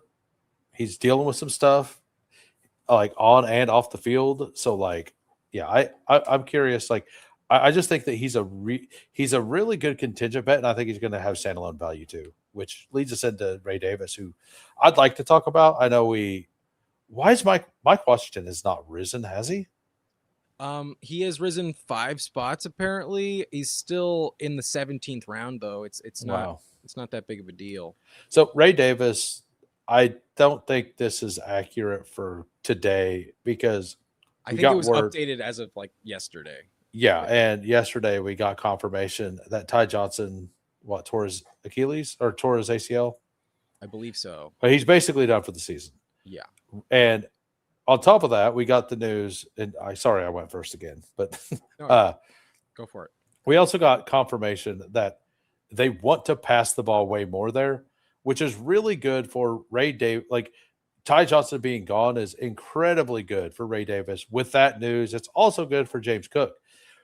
So, like, Ray Davis is able to catch the ball. He's just not awesome at it like Ty Johnson is. Same with James Cook. So, like, it couldn't be much better there. Like, you get the contingent, like, you are the backup for James Cook. James Cook only had 50%, like 55% rushes or whatever last year, or snap share at running back, and the other receiving guy is gone. So Ray Davis, to me, I think he's going to shoot up. I don't know if I like him more than these other two, but it's close. I think they're all in a pretty similar vein, and it's the Tank Bigsby argument. It's the scenario, the team that you want to bet on, and then a very clear pecking order where if the starter goes down, there's no one behind him to threaten him. So last year I was all in on Ray Davis when he was much more expensive. I believe he was my most drafted player. He was definitely my most drafted running back. It didn't work out, of course, but if Ty Johnson had been out of the equation this entire summer, I would probably have more bags of Ray Davis than I currently have of Tank Bigsby. Like I was so in, and just because it burned me and it's crowded with Ty Johnson there, I didn't click it as much. Yeah, but I will happily reach on him by 2 full rounds if I'm just feeling it and I'm in the mood. Like I think no better ceiling than the Eagles backup, the Bills backup, and then probably the Cowboys and Packers backup in a similar vein. They're just very clearly the guy if the starter goes down. So very clear path for success. You gotta believe in Ray Davis right now. Yeah. All right. I think that's it here, right? Yeah, I believe that's it for running back. I don't think there's anyone later that is worth mentioning. Do you want to talk followers? We're already at an hour and like 40 minutes. It's up to you. We can do whatever you want. There's we maybe talk. like 4 players worth mentioning as followers, but we already talked about one, which is Chuba. So I think Gadsden, Travis Etienne, and Mekhi Lemon are kind of the only other 3. Let's talk about, well, we sort of mentioned Mekhi, and we held it on that so we could talk about him. Right. Like, because we on Wix, like, yeah, Vidal's going to be a riser too, by the way. Yes. Maybe Keaton falls, but for sure. Yeah, so Mekhi Lemon, we'll let you start since I took it last time. Let me find it real quick. Yeah. There he is. Mr. Antonio Williams. I mean, that one's obvious, but yeah, I feel like that one's so obvious we don't really need to bring it up. Are you clicking any Antonio Williams even in round 18? I'm not. I will sometimes, but there are other names that I would rather click most of the time. Like I had him in pre-draft a lot, so I'm not doing it. Apparently, he's popping in camp. Like, so I know Bayou likes him. Like, my problem is I didn't think he looked like he could do much other than slot. And like, you go look at the college profile, like, I think he had like 400. Like, let me just look it up. It's something like he had like 380 slot snaps and only like 40 non-slot snaps last year or something. Like, and that was just over his career. So I'll look that up as you go over the other guy, because like, that's something that's like very important here, right? Yeah, his role is going to be very specific. So will he actually fit in that role? We will see. Well, Diggs does that role too. Like, he can do the outside, but no, I think he's not getting on the field very much. And the Commanders have missed on their receiver picks in the draft lately, so I don't really trust them to get it right. But it's just too crowded for me to feel confident about it. And if Daniels goes down, then like, yikes. So I'm not in love with it. I had enough back in the pre-draft to not really care myself. Did PFF change? Okay, like I say, did they change all their stuff? Yo, shout out the Professional Fanatics. Give them a follow if you have not checked it out yet. Very, very dope channel over there. All right, so I have it up now. Oh no, they changed it all. they added another tier to where the tier that I bought to get the stats, they changed it. It's okay. We don't Okay, need to go it's too all deep good. on it. It But just no, it was something like it was only like 10% of his routes he ran outside or something. Like it was gotcha. wild. Okay. You want to move on Yeah, to, let's move. Lemon? Yeah. Um, I never thought he was worth his cost in the first place. I never really bought in on Lemon very much in the beginning. So I I like him a lot more on drafters where he's like 2 rounds cheaper, basically, or like a round and a half at least.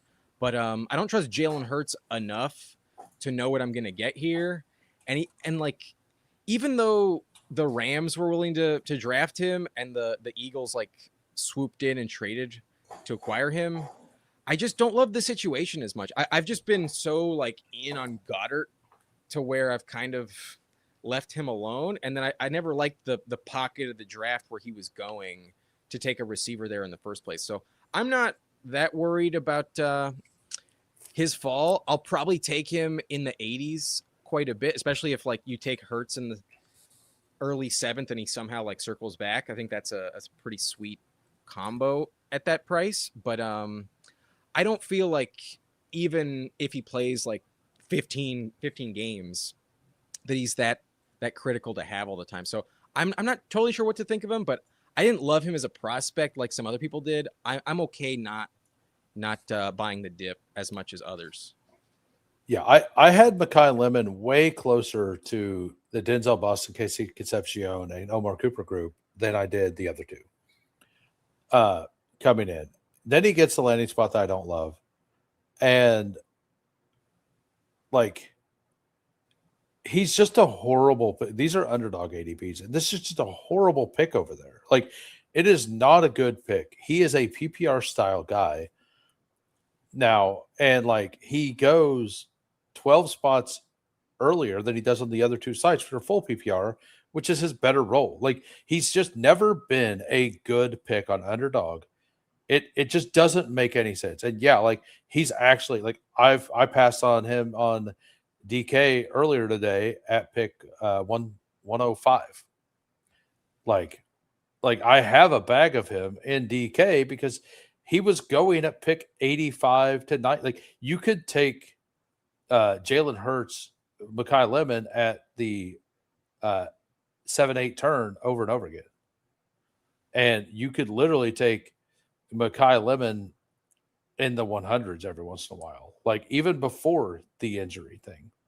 So like I have a bag of him over there, but on underdog, he's been unclickable for a while.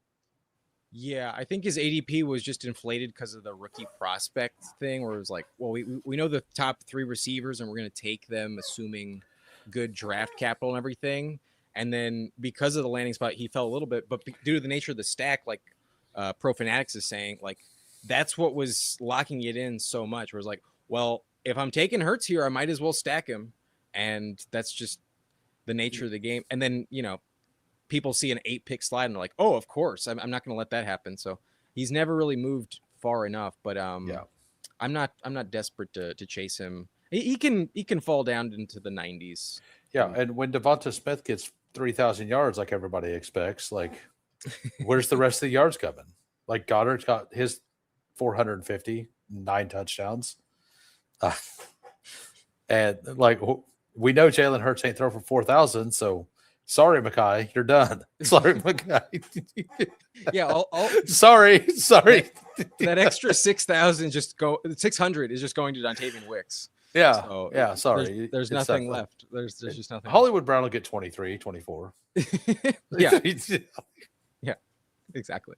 Let's see where on underdog specifically. Where would you like want his ADP to be? Because I feel like behind Xavier Worthy, behind Matthew Golden, behind Romeo Dobbs. That's maybe just because it's the Eagles and they have such like strong fans that'll just never happen. But do you want Goddard or him straight up? That's an interesting discussion. I think I would still trust Lemon straight up from like a health standpoint, but It just in terms of total points, but versus tight end receiver, I would still consider Goddard the better value by far. But Like with the way that the camp reports are going, like he's not looked good in camp. He's hurt. He like Dontavian Wicks has looked good in camp. It's a team that we expect to kind of be a run first team to some extent. They're going to split the carries. They are also going to be a slow pace of play team. Like all of this leads into just not being good for the third wide receiver on the team. So it just doesn't feel good. And all these other people like Worthy, he's going to be the number 2 wide receiver on the team. Dobbs, number 2 receiver on the team. Like, why are all these players going later? Like, are we out on the Chiefs offense? Are we out on the number 2 guy in New England? Yes, Golden is the number 3, but there's a little bit like he is going to be the one on the field the most there, like over Jaden Reed, who's just an explosive player and a best ball pick, right?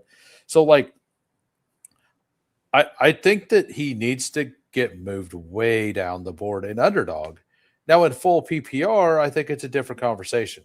I think he can go ahead of those guys. Gotcha. Yeah, if it wasn't the Eagles just drafting him out of necessity, I don't know if they would have taken him, but it was just like they really needed some replacement for AJ Brown, and it was a big enough slide to bet on it. But I don't really trust him his rookie year, not much. But okay, we can move on to Oronde Gadsden. Yeah, I wanted to talk about this. Yeah, not gonna forget about him. You want to go first? Do you think he's draftable? A little bit, because you have a bunch of him. Do you think he's draftable with your bag, or are you gonna let it ride? Are you gonna double down? I took him at 184 the other day, and I was still like, "Fuck." It doesn't feel good. No, it doesn't feel good at all. And like with all of the camp reports I've seen, I saw Albert Breer really like hype up Njoku as like the camp is really excited to have Njoku, and it's kind of exactly what the team needed. I go back to the Texans game, the last time that Herbert played like effectively, week 17. They drove down the field and they would have won that game, but in the red zone, in the end zone, Herbert threw it to Gadsden. It wasn't even like a rocket pass like sometimes you can excuse. It was like right in his fucking hands. He dropped it, tipped into the Houston defense, interception in the end zone. That drive was nullified, and they lost the game by 3 points. So I think that's a really sour taste to leave it in, the idea of him. And I think they just need someone that can block. That's why they paid Kolar so much. Just get him there. And I think I'd rather take Njoku right now because he's less owned. The Malik, so the Mike McDaniel offense, just like the Ben Johnson offense, they're run first offenses. Yeah. You know what you got to do when it's a run first offense? You got to block. So I have a really hard, I was pretty not in on it this whole time. Like I take him, like, I don't know what my exposure is, but it's like under 4%. And like, I didn't want 0, but I'm also like 15% Herbert everywhere. So like, that tells you how little I like him, like I've done the Kolar thing once or twice. I haven't done the, like, I don't know. I don't know which one to click. I think in the 180s, like he is the one with upside, but like, do you want him or Sadiq? Like, I'd still bet on the Chargers myself. I think that's like where it matters. And all the other guys that used to go behind him are going ahead of him. And it's like Gadsden, Hawkinson, Sadiq, Otten. Like I guess Hawkinson's not down there anymore either. So like it's like Gadsden plus Sadiq plus Gunnar Helm. And like I think at that point, and Dulcich. Like I think Dulcich is kind of the pick, and then Gadsden. Yeah, I like Fryermuth over Gadsden right now. Do you? Okay. And for round 18, I'd rather just if I'm gonna stack Herbert with the tight end, give me Njoku in round 18. Okay. I think that's where I stand. But Yeah, I was just kind of curious, like what you were doing. The whole realizing that it's going to be a run first offense, like fully, and like everything we're hearing now is like, oh no, they're going to run it and run it and run it, and then just thinking back on the McDaniel offenses that exploded, even in the passing game, like they exploded in the passing game, but like it was through explosive plays. It was not through like dink and dunk kind of stuff. It was we get the safeties up and Tyreek Hill just dominate yeah, kind of stuff. if So and like it makes you really excited for Lad. Lad fits that role the best. Like if that's gonna work, Lad is the guy. I think you have to take Trey Harris over Gadsden, but Oh because he had yeah. that 160-yard game Yeah. against the Colts, I don't think you can I don't think you can pretend that he will be irrelevant this year. But if you don't want to take him at all, I think it's fine at this point. But yeah, give me Njoku at a higher click rate for sure. Dude, I just popped into my Discord for a second and Sladen just put a hilarious picture in there. It should have been in the NFL meme section, but it was not. But it's all good. Gotcha. Maybe I'll check that out after after we're done. I didn't mean to. Like I'm not trying to not pay attention. It's okay. It popped up. It popped up, and I'm like, oh god. We just hit the 2-hour mark. From how you're describing it, I'm guessing I don't want it on the stream. No. It's okay. It's just funny. Gotcha. The only other player I kind of wanted to talk about was Travis Etienne, but it's kind of just like, are you? I'm very in. Over Scatabo is kind of my only question because he goes after Scatabo. I actually that's my line. Him versus Scatabo. Who do you have? I generally take. They also have the same bye week. They do. I know this because I took a lot of Travis in round 2 or in round 3 plus Scatabo in round 5 in pre-draft. A lot of it. I'm just, man, the Saints offense. Like, which offense do you like more? Like, I like the Saints offense more. I think Scatabo is a much better overall player, but like, let's just get the Kellen Moore offense. They're a very high pace of play thing. Matt Nagy's not really been he doesn't do the high pace of play thing that much. They have I don't know, man. Like this Travis fall is just it's a lot. Like I still think I would be willing to take him at like 33, 34 if he was going there. And I don't know why he's falling, but he is falling. On DraftKings, you can routinely get him in the 50s. Like he falls back to the 5th round. So like I don't take him there, and I take Scatabo, and I just loop it around and take Travis if I can. I try to push it to get those teams. Like I've got it once or twice. So like I'm in on the very in on this new price. Like an RB1, like and Kamara, like, yes, he's going to have some work, but he's fallen a lot. Like, I've literally, I see Parker Washington go ahead of Travis. That's sometimes. Crazy. Like, it's crazy. I will own up to it. I took some Travis at the end of the 2nd round for a bit. I for a moment, I was willing to take Travis over Jeremiah Love if I just needed running back. You know, if I started Puka and I was like, God, I hate all these picks. Give me Travis. Fuck it. I am so in. I think it's strictly tied to the Kamara hype. I think people are just living in the past and remembering that 6 touchdown game on Christmas or whatever. Yeah. I don't get it at all. And I think the people that are letting him fall into the late 40s are pretty wild. I love this new price. I will be further doubling down on Travis the more it happens. And some camp reports are he's even the go-to option in the passing game sometimes. He's still really, really strong. They paid him maybe not the highest contract imaginable, but all running back deals are weird. He has the 11th biggest contract at running back. That is maybe not like elite, but it's also just enough for me to feel confident that I'm 100% going to pay off a round 4 pick with Travis. I'm all in. Dude, I just like Bukowski got him at 54. Like I'm seeing this. Like this is the stuff I'm seeing. Parker Washington going at 48 and Trevor falling all the way back around, or Travis, not Trevor. My boy. My bad. I can't say your last name or first name right. So sorry, guy. We know who you're talking about. We know who you're talking about. But man, like this is the classic. A player falls and you hear people say they don't like the pick and they continually fall and you just never readjust. Like he should go ahead of Scatabo.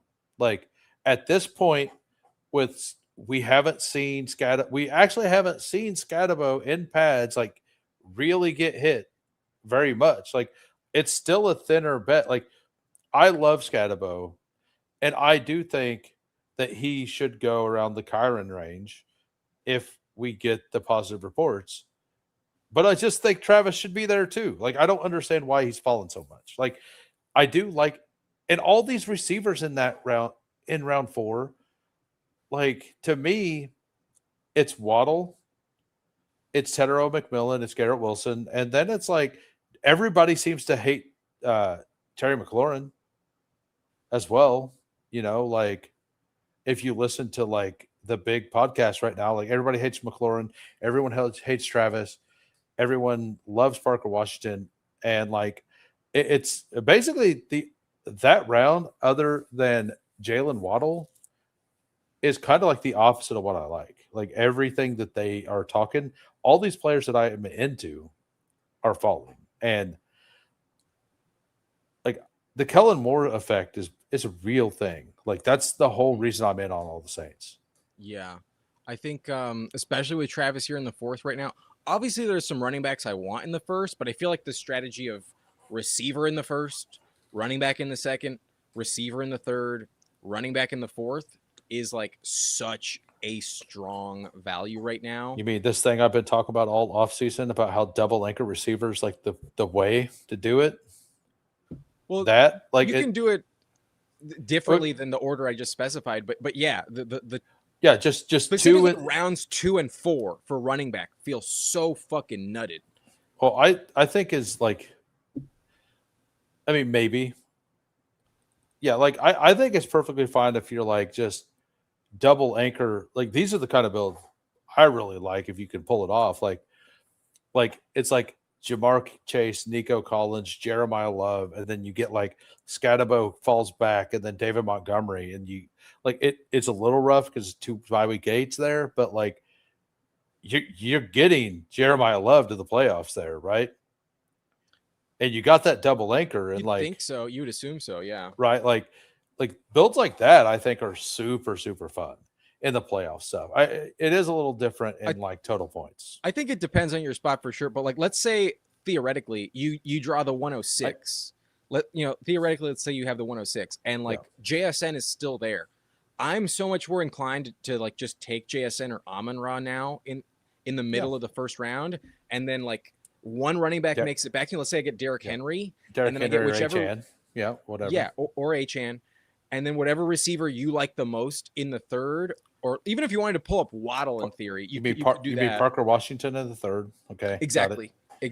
Yeah, and then round 4 you get Scatabo or Travis. Like holy shit! You mean Bashal Tootin? Yeah, just hold on. Let me just go Parker in the 1st at this point. Tootin in the 2nd, T-Law in the 3rd. Take BTJ in the 4th. We're grabbing Jacoby Myers. I'm sorry. I know you were trying to have a serious conversation. I just couldn't resist. Yeah, just force every Jag. Just get every single Jaguar. Brenton Strange in the 7th round is the play. Yeah, yeah. I like it a lot. But, no, these 2 receivers through 3 round builds are. I've said it all off season. I think that the running back value I love the double running back starts. I really do like them into 3 receivers, but I also love the 2 receiver into 3 running back starts. Like I think those builds are very, very strong, and they've been strong all offseason. Um, like like let's say an Amon Ra build. Like you go Amon Ra into Drake London, and then you get Brees Hall back, you get Cam Scatterbo, and then you get Travion Henderson. Like, doesn't that sound like a lot of upside, a lot of safety, and like just like a lot of fun? Well, you put And Brees that's a Hall in there, so very, huh? not you put Brees Hall in there, so not as much. But I mean, that. So the other thing, I didn't even talk about this on Travis. That offensive line is way better than people think. yes, 100%. Like that's the thing about the Saints that I don't think people are really, really in on, like, and aware of, is that this offensive line is really solid. I think they're like 8th or something by most rankings. I'm not What? exactly sure on that, but I know they've been addressing it, and they've been hyped up recently, and they have Talisi Fuaga, one of like the best right tackles in the league. Like they got a good O line for sure. Sleeper doesn't love them. This place doesn't love them either. I think they're just being underrated. Where's Mike Clay have them? We got. This is so hard to read. But go ahead. I think that's kind of it. I don't have that much more to say. It doesn't even say the team name. It just has names. And I had to read through all the teams to go. It's all okay, right. man. We like their O line. It's all right. But Yeah, we have one super chat that I was just saving for the end of the Travis discussion. But yeah. it's Ryan just saying Mooney, just no question. Just Mooney. Well, he wanted to talk about Mooney as a follower. Oh, earlier. gotcha. So, like, we got a super chat. Let's entertain. Yeah. him. If only I had the twerking owl, but Oh yeah. not Yeah. yet. Not yet. Well, you got a tiger costume. I'll like, pass. You liked Mooney, so I'll let you talk about. I know you don't take him as much now, but I mean, it's all like it's only allowed, by the way, because it's a cartoon. So, like, we'll say that. yes, And you can't steal Bayou's bit. So I'm not going to disrespect Leia and have a twerking Bengal. Twerking Leia. Yeah, there you go. Like, have you ever seen a cat butt? Have you ever seen? Maybe we ask a twerking Carrie Fisher at that point. Yeah. All right. So Darnell Mooney, I think he's still supposed to be the slot guy there. I think he's still clickable. I think he's fine, but it's an offense that I do worry about a little bit, and I'm very invested in. I want to be in on this offense somewhat. I think they have a lot of upside because I think they're going to be behind a bit. I'm not with you. I don't think they're going to win a bunch of games. I think they're going to be like a mediocre team. I think they'll be 7-9 or 8-7 or whatever. I think they're going to be between 7 and 8 and wins. I think they're at 8-10. That's yeah. My math was bad there, but I didn't neither one of those added up to 17. But that's all good. But like, I think we're going to get a piece out of this offense that is really, really good and underpriced. Because overall, this offense is priced pretty reasonably. Yeah. Like you have one round 2 receiver, you have a round 12 or 11 tight end, you have your first running back is the middle of round 4, your second running back is the middle of round 12, and then your other 2 receivers are bottom of the barrel at the end of the draft. So like, and the quarterback is right in the middle and he's got rushing upside. So like, I think that this offense has a bunch of pieces that could like really smash ADP if the offense is decent. And like, I don't know which piece it is. So I'm just kind of overweight every giant, honestly. And I'm very into, so I wanted the wide receiver 2 there, and I was pretty sure that Neighbors was going to miss, and I was taking a bunch of Mooney. I've stopped taking Mooney because I had like 14 to 15%, but I also had 14 to 15% Malachi Fields because of that, and that feels really good. So like I'm fine Yeah. with what I did, and I don't think Mooney bags are dead. I really don't. I think that he's going to end up being the slot there. Malachi Fields can't do it. He's not. That's not him. Well, But you'll get a few games out of Mooney. I don't want to like pretend like he'll be completely worthless, but you'll never know when they're going to happen. And I don't think they're really going to be that valuable because the more I think about him, I worry that he's just washed. I think he's had too many injuries that have just really fucked him up. And I maybe just don't think he's going to stay on the field enough because even last year when he like did get healthy, there were weeks when they tried to force feed him the ball. Like he had like a 8 target, 3 catch for like 19-yard game last year. It's like the writing I think is on the wall where like he's just not, he doesn't have it anymore. And I think at some point they're gonna just give up on him and just pivot to what do we got with Fields, and we'll just force feed the ball to Neighbors as much as possible. And I do think Scatabo and Tracy will also factor in, but it also sounds like Likely is pretty much like clearly the number two. So I just don't see a third option being relevant in the passing game. I've actually capitulated to Likely to like at least move him into like a. I moved him behind Kelsey. I don't have him 15 picks behind ADP anymore. I moved him to ADP. Gotcha. Yeah, I'm not afraid of Mooney at this point. I have some backs, but I'm not trying to get more at the moment now that Neighbors is fully healthy. Yeah, that hurts a lot of my eliminator stuff too. Because I had taken Mooney a lot at the last round in my early eliminators because I was fully expecting him to be out. But I still don't think they're dead. I I just want like a 12-point week here and there. And Mooney's gonna do that. He's gonna get a couple 40 yards and like 3 receptions and touchdown games.